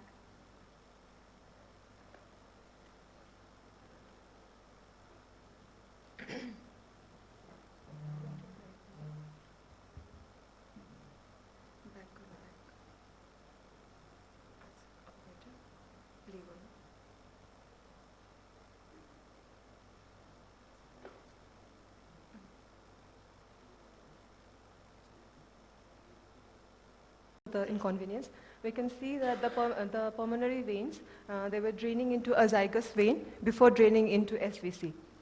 So this is the picture. We can see that the pulmonary veins, they were making a confluence and then draining into SVC. We can also see that in the 3D reconstruction of the CT. So that's a huge confluence draining into SVC via a zygous vein. The dilatation of SVC was as big as that of the aorta.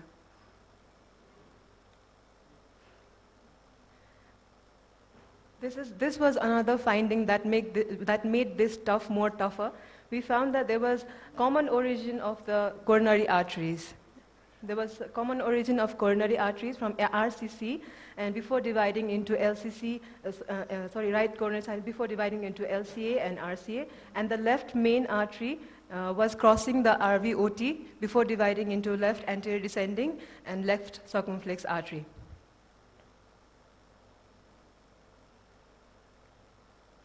The same thing in the sagittal view. Here we can see that there is a common origin of RCA and LCA from single orifice. So the final diagnosis made was cytosolitis levocardia, TAPVC supracardiac type, tetralogy of Fallot, common origin of coronary arteries from right coronary sinus, left main artery crossing the RVOT before giving rise to the left anterior descending and the left circumflex artery, left-sided aortic arch. So my question is, what is the best management for this child? Surgical management.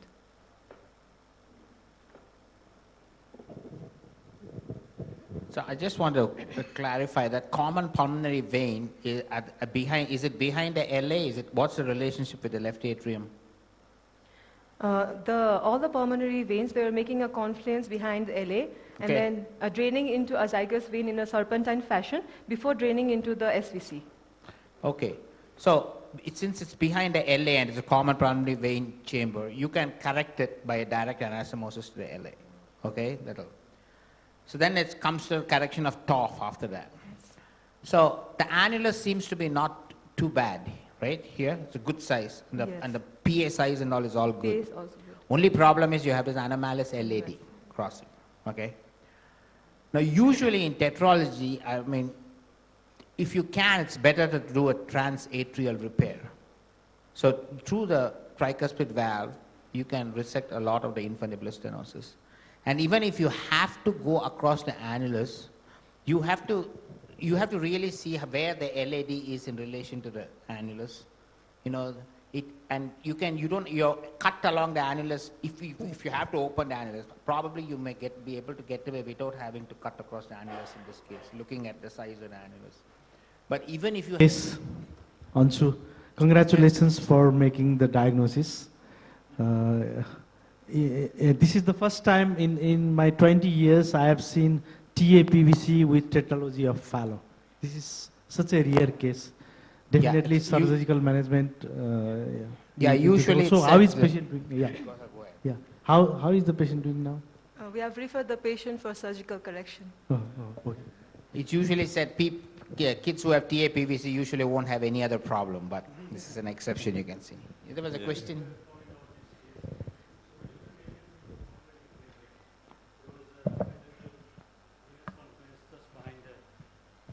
Atrium, so that was directly anastomosed with the atrium. There was no problem.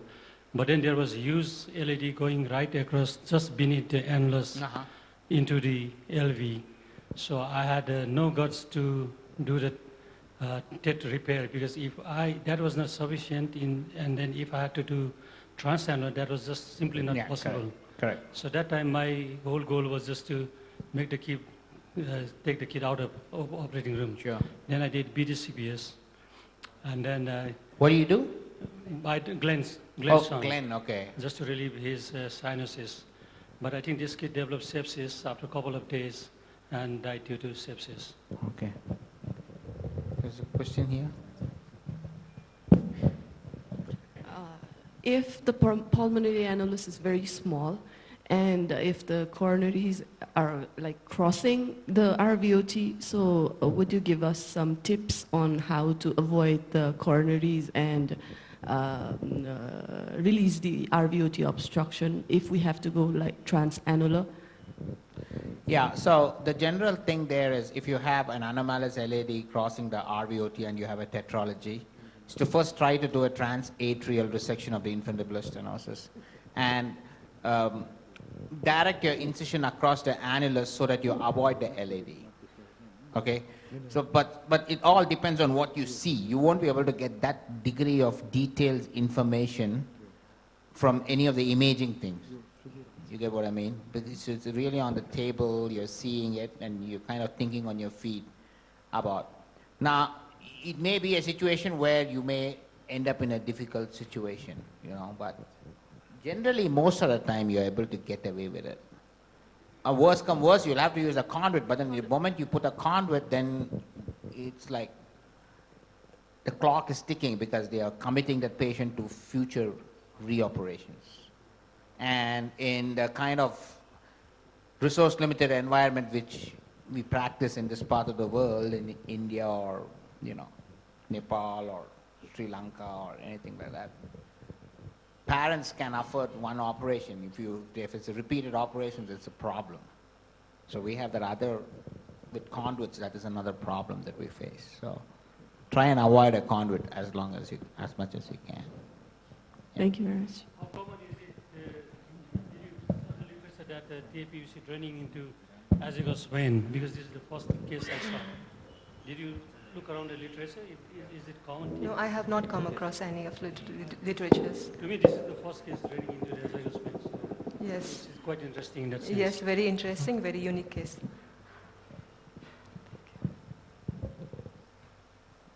Okay, thank you.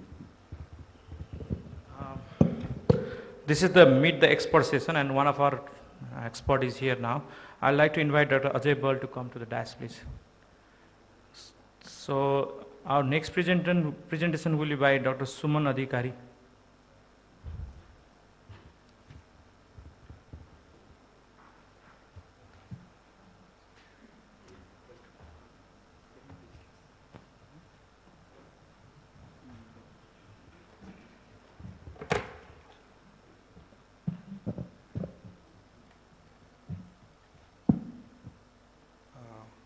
Good afternoon, everyone. I am Dr. Suman Adhikari, GM Cardiology Resident from Manmohan Cardiovascular Thoracic and Transplant Center. I am going to present a case of infective endocarditis, which is entitled as an extraordinary case of infective endocarditis at its extreme forms of systemic embolization. And we think this is a sort of a rare case report. So first of all, starting off with case description and the chronology of events. We managed a 51-year-old diabetic male with hypertension and chronic kidney disease for the last 4 years. He typically presented to us in our emergency department with a history of central chest pain of 3 hours duration. And on further inquiry, he also gave history of rheumatic heart disease for 8.5 months, and he was also being treated for his pain in upper back in the line of Port's spine for last 8 months. And there was also evidence of right-sided hemiplegia for last 4 months. So we immediately took ECG in the emergency department, which showed ST elevation in inferolateral leads, and we did one quick echo screening. We showed evidence of rheumatic heart disease with vegetation. That was of about 9 by 6 mm in size attached to intermittent leaflet with evidence of severe MR. And there was also regional wall motion abnormality in left circumflex artery territory with moderate systolic dysfunction. So immediately we activated our cath lab, and what we found in our coronary angiography was a big chunk of thrombus in left circumflex artery. So immediately thrombosuction was done, and his chest pain gradually subsided. So we immediately transferred our patient to coronary care unit, and however, next day, unfortunately, he started to develop symptoms and signs of fluid overload in the face of rising creatinine. So we asked help from our nephrology colleagues, and they advised the patient to go for hemodialysis. So he underwent 2 sessions of hemodialysis. After that, his symptoms and signs of fluid overload subsided, and his creatinine also started to go down. We also empirically started him on empirical antibiotics for native valve infective endocarditis. The other unfortunate event he had during next week in hospital stay was development of obstructive jaundice. He started to have nausea, vomiting, itching and all. So we immediately did one ultrasound scanning of the abdomen, which showed the findings suspicious of hepatic artery mycotic aneurysm. So we asked help from our radiologist colleague. We advised for contrast-induced CT scan of the abdomen. So which confirmed the diagnosis of hepatic artery mycotic aneurysm.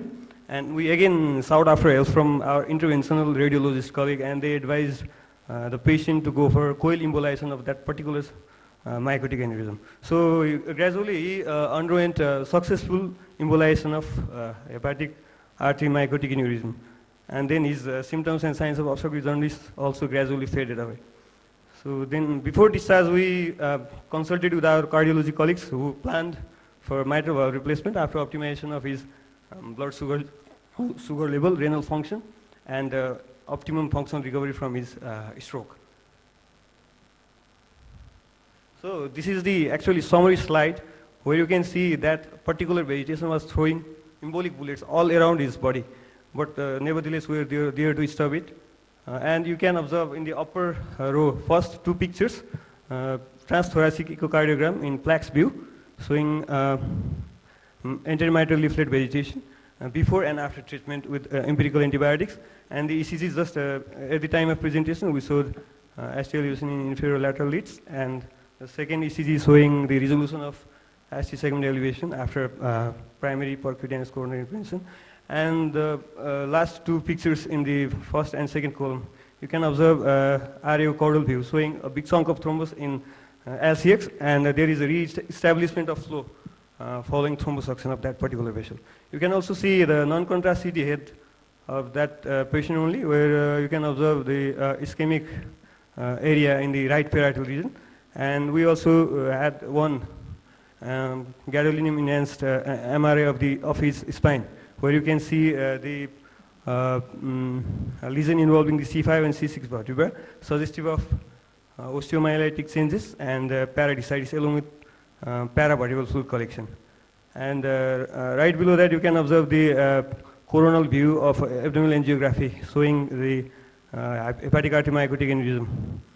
And the last 2 you see scan of his abdomen showing the findings before and after coil embolization of hepatic artery mycotic aneurysm.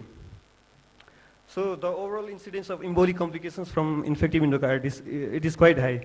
It can range from 20 to 50%.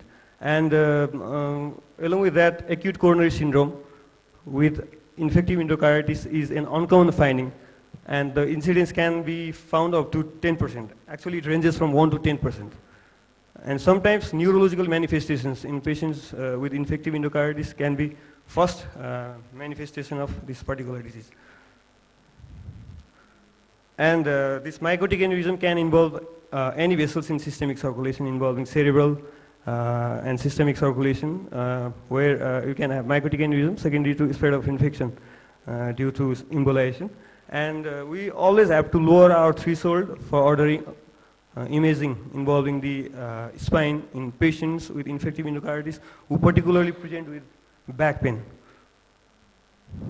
So it is very uncommon for a treating physician to encounter a patient having souring complications due to embolization because of infective endocarditis, because we always tend to have a high threshold of suspicion in such cases. That's why we are under-reporting such cases as well.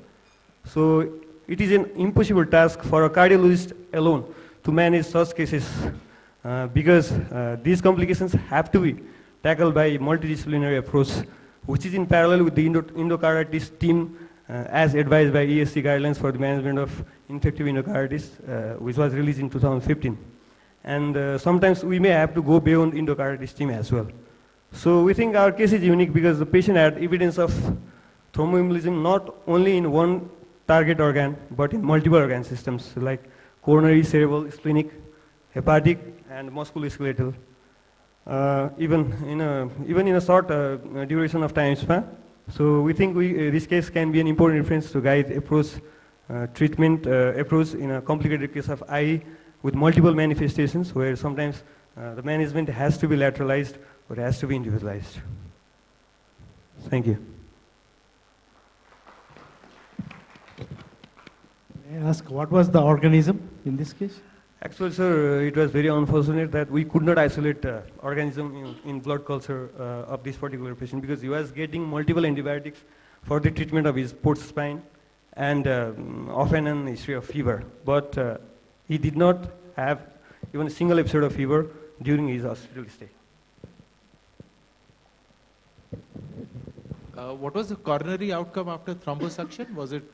It was good in this case, sir. Though literatures they have said nowadays it is not that beneficial to do thrombosuction in patients with coronary embolism or with thrombus, but still we went for thrombosuction. But this patient actually did fine. What is the antibiotic that you're using right now? Actually, we went with meropenem and targocid in this patient because he was getting multiple antibiotics for his treatment of port spine, including antitubercular therapy, which, out of which rifampicin is also a drug which is used for infected tuberculosis. So you're using picoplanin with? Meropenem. With mero.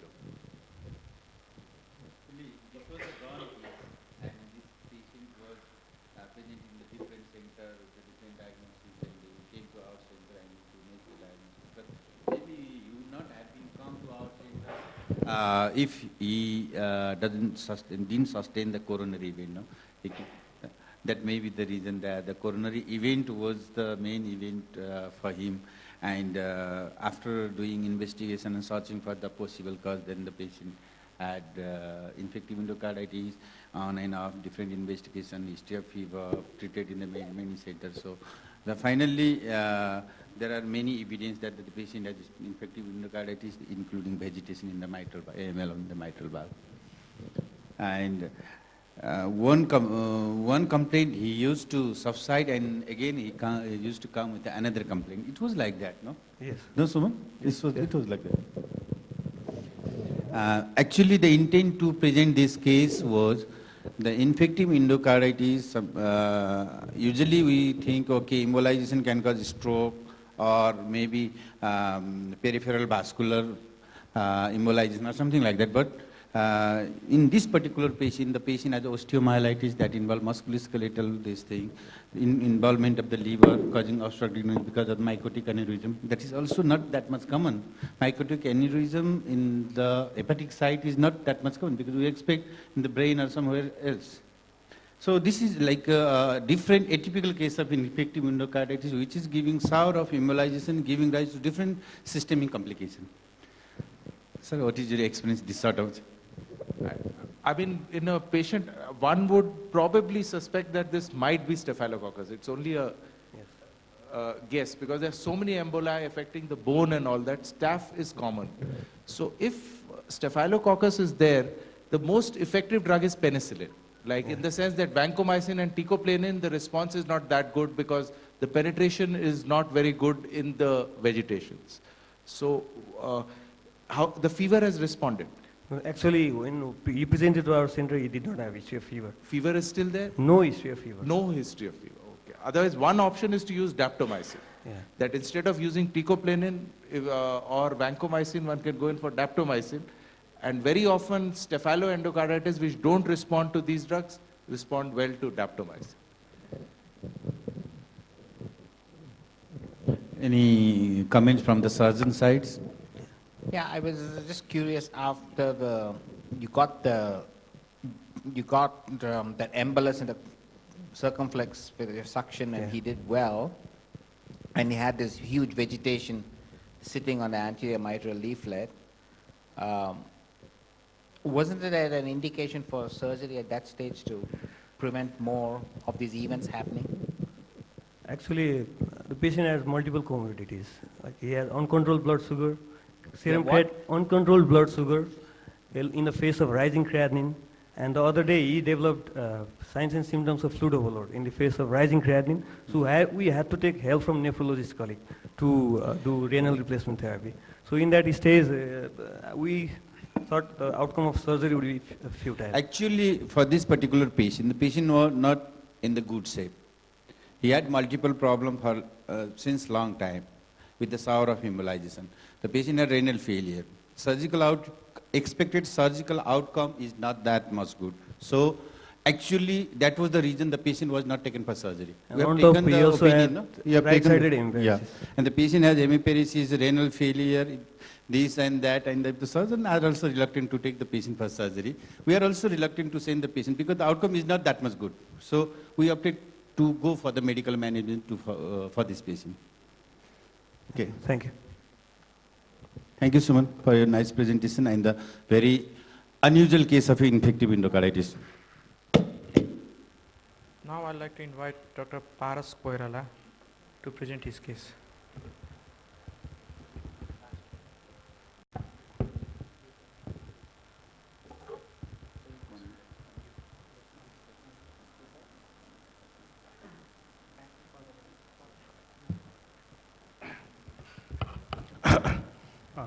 Good evening, everyone. I'll be presenting a case. I'll try to make it short. My topic is acute cardiocerebral infarction, and as you know, acute ischemic stroke and acute myocardial infarction occurring concomitantly is an uncommon medical emergency, and early management of one condition will inevitably delay the other.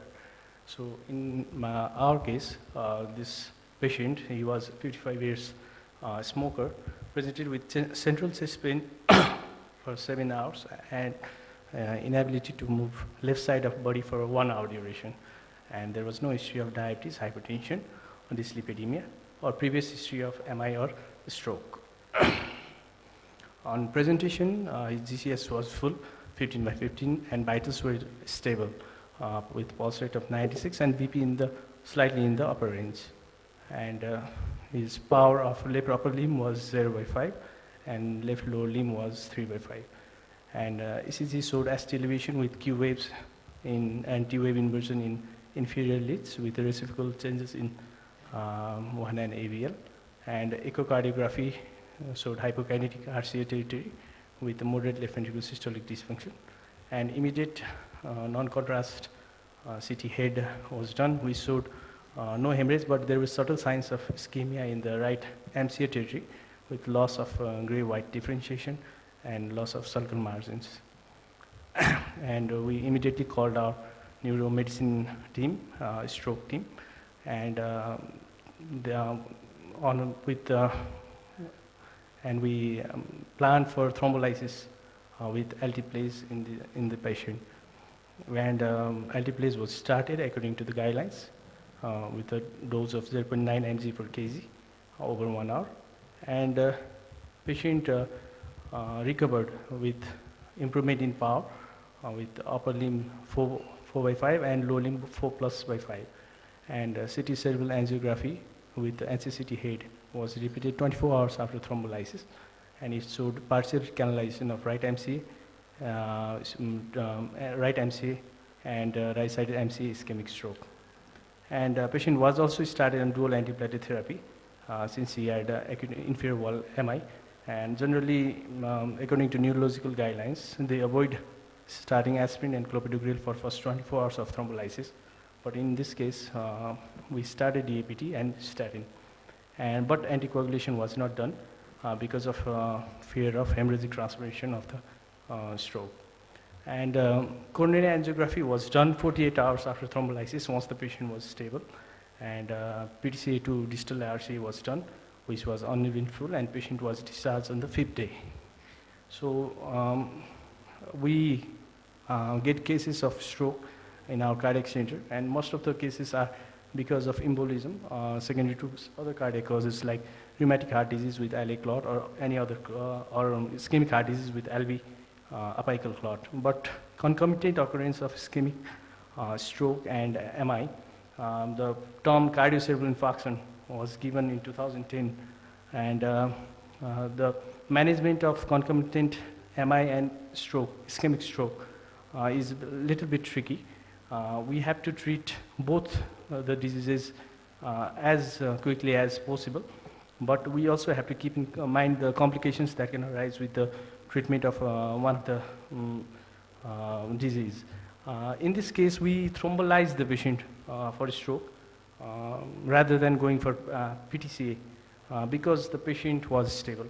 His vitals were stable, and he was within the time frame for thrombolysis as recommended by American Stroke Association. He presented with 1 hour of hemiparesis.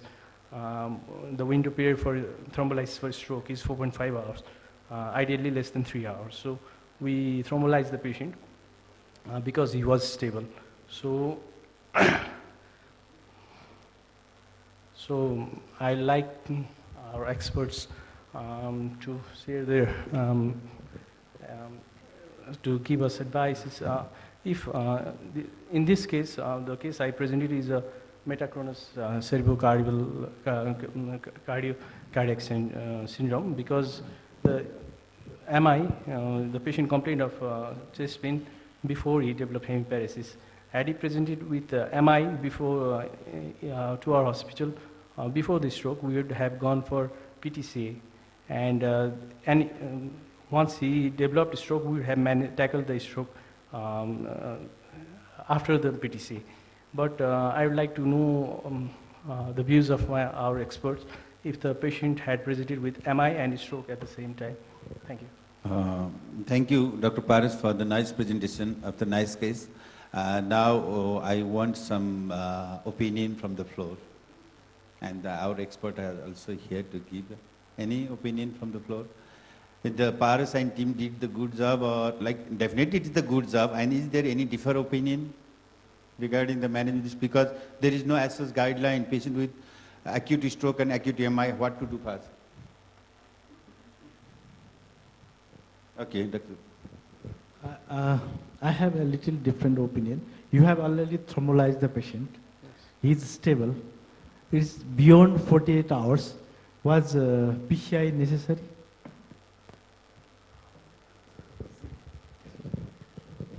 Yes, I also have the same question, because any patient with stroke, ischemic stroke, there are two questions that always arise. When do we start the antiplatelet if there is a second indication? And the second thing is that supposing there is an indication of anticoagulation, for example, patient is in atrial fibrillation, how soon should you begin? This is the question in stroke. How soon can we begin the anticoagulation? The second thing is that if you have done a PCI, then you are giving dual antiplatelets, you are committed to giving dual antiplatelet. Supposing there is a hemorrhagic transformation, then stopping antiplatelet may not be an option. And that, in that case, the outcome for the patient, the neurological outcome may worsen. So probably if the patient is stable, we can just defer the PCI to ischemia guided and maybe defer it by around 10 days at least. Better, so that the hemorrhagic transformation risk is not. In our case, after thrombolysis with altiplase, there was a neurological recovery, and CT done 24 hours after the thrombolysis showed MCA stroke that was less than 1/3 of the MCA territory, and there was partial recanalization of the vessel as well. So the risk of hemorrhagic transformation was low, and the decision to go for PTCA was a combined decision with the I mean, the pros and cons of everything that you do, so the benefit and this possibility of. Actually, whatever was the decision at that time, maybe treating the patient and making decision is a different issue, and now discussion is the different issue. But here, what we should recommend is, what is the indicated thing? Like in this particular situation, the patient has acute stroke within 1 hour with acute MI. And why the patient has acute stroke and acute? As this stroke is related with the inferior MI or not? Yeah, the first thing I think I should focus on is first we have to rule out the cause. First we have to rule out something, some diagnosis that can lead to both of these, like type 1 aortic dissection or LV thrombus or LA thrombus. or a vegetation in the mitral valve or aortic valve. So that was ruled out, and then CT didn't Yeah, reveal hemorrhage, and usually inferior valve MI associated stroke will be because of the aortic dissection or coronary costal dissection extending to aortic dissection, because you must have ruled out before that one, no? Because the patient is improved. These diagnoses were ruled out. How common is the acute cardioembolic stroke in case of like inferior valve MI? Anterior valve MI, yes, there are many data we can get. Anterior valve massive, immediately clot can form and patient will have a cardioembolic stroke. But this is the inferior valve.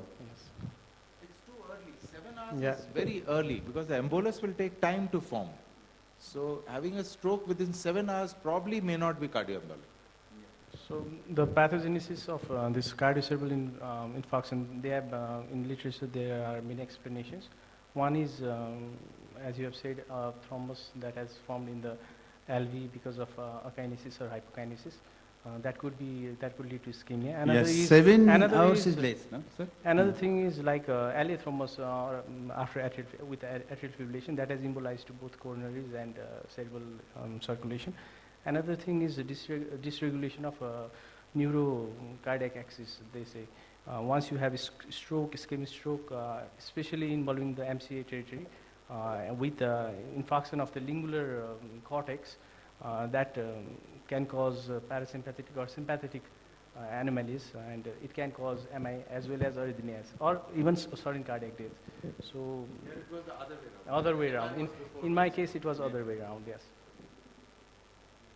So also the thing with go for the treatment of ischemic stroke rather than coronaries. But if the patient is unstable, we have to treat the coronaries.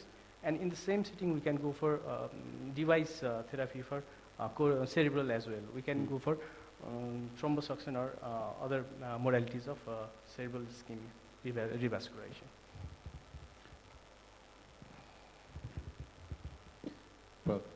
Do you want to add something in this particular case?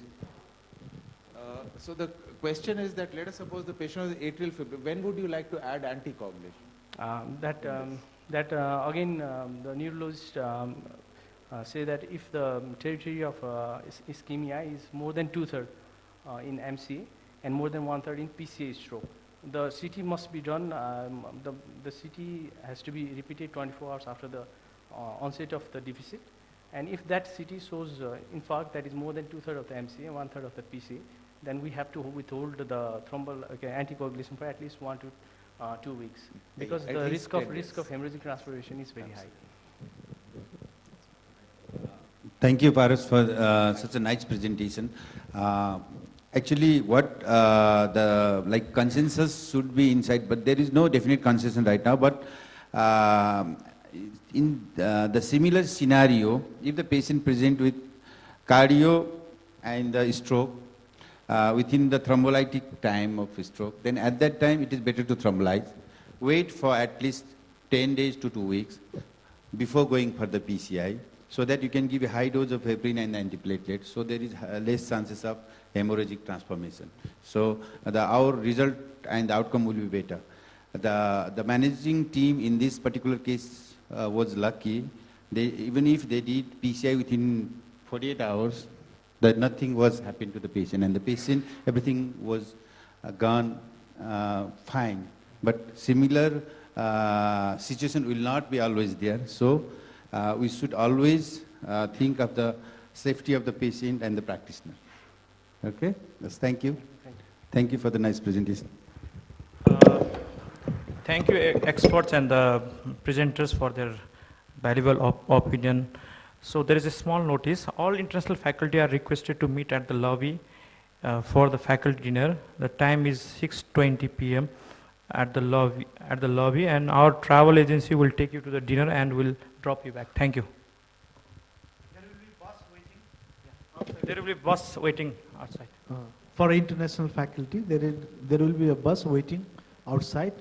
So at 6:25? 6:20. 6:20. Kindly join us. It is quite near, actually, maybe 5-minute drive from here, not far. 6:20 in this season is it's late, no? We'll have the dark and all. Yes. So maybe this is the last presentation for today. Thank you for everybody.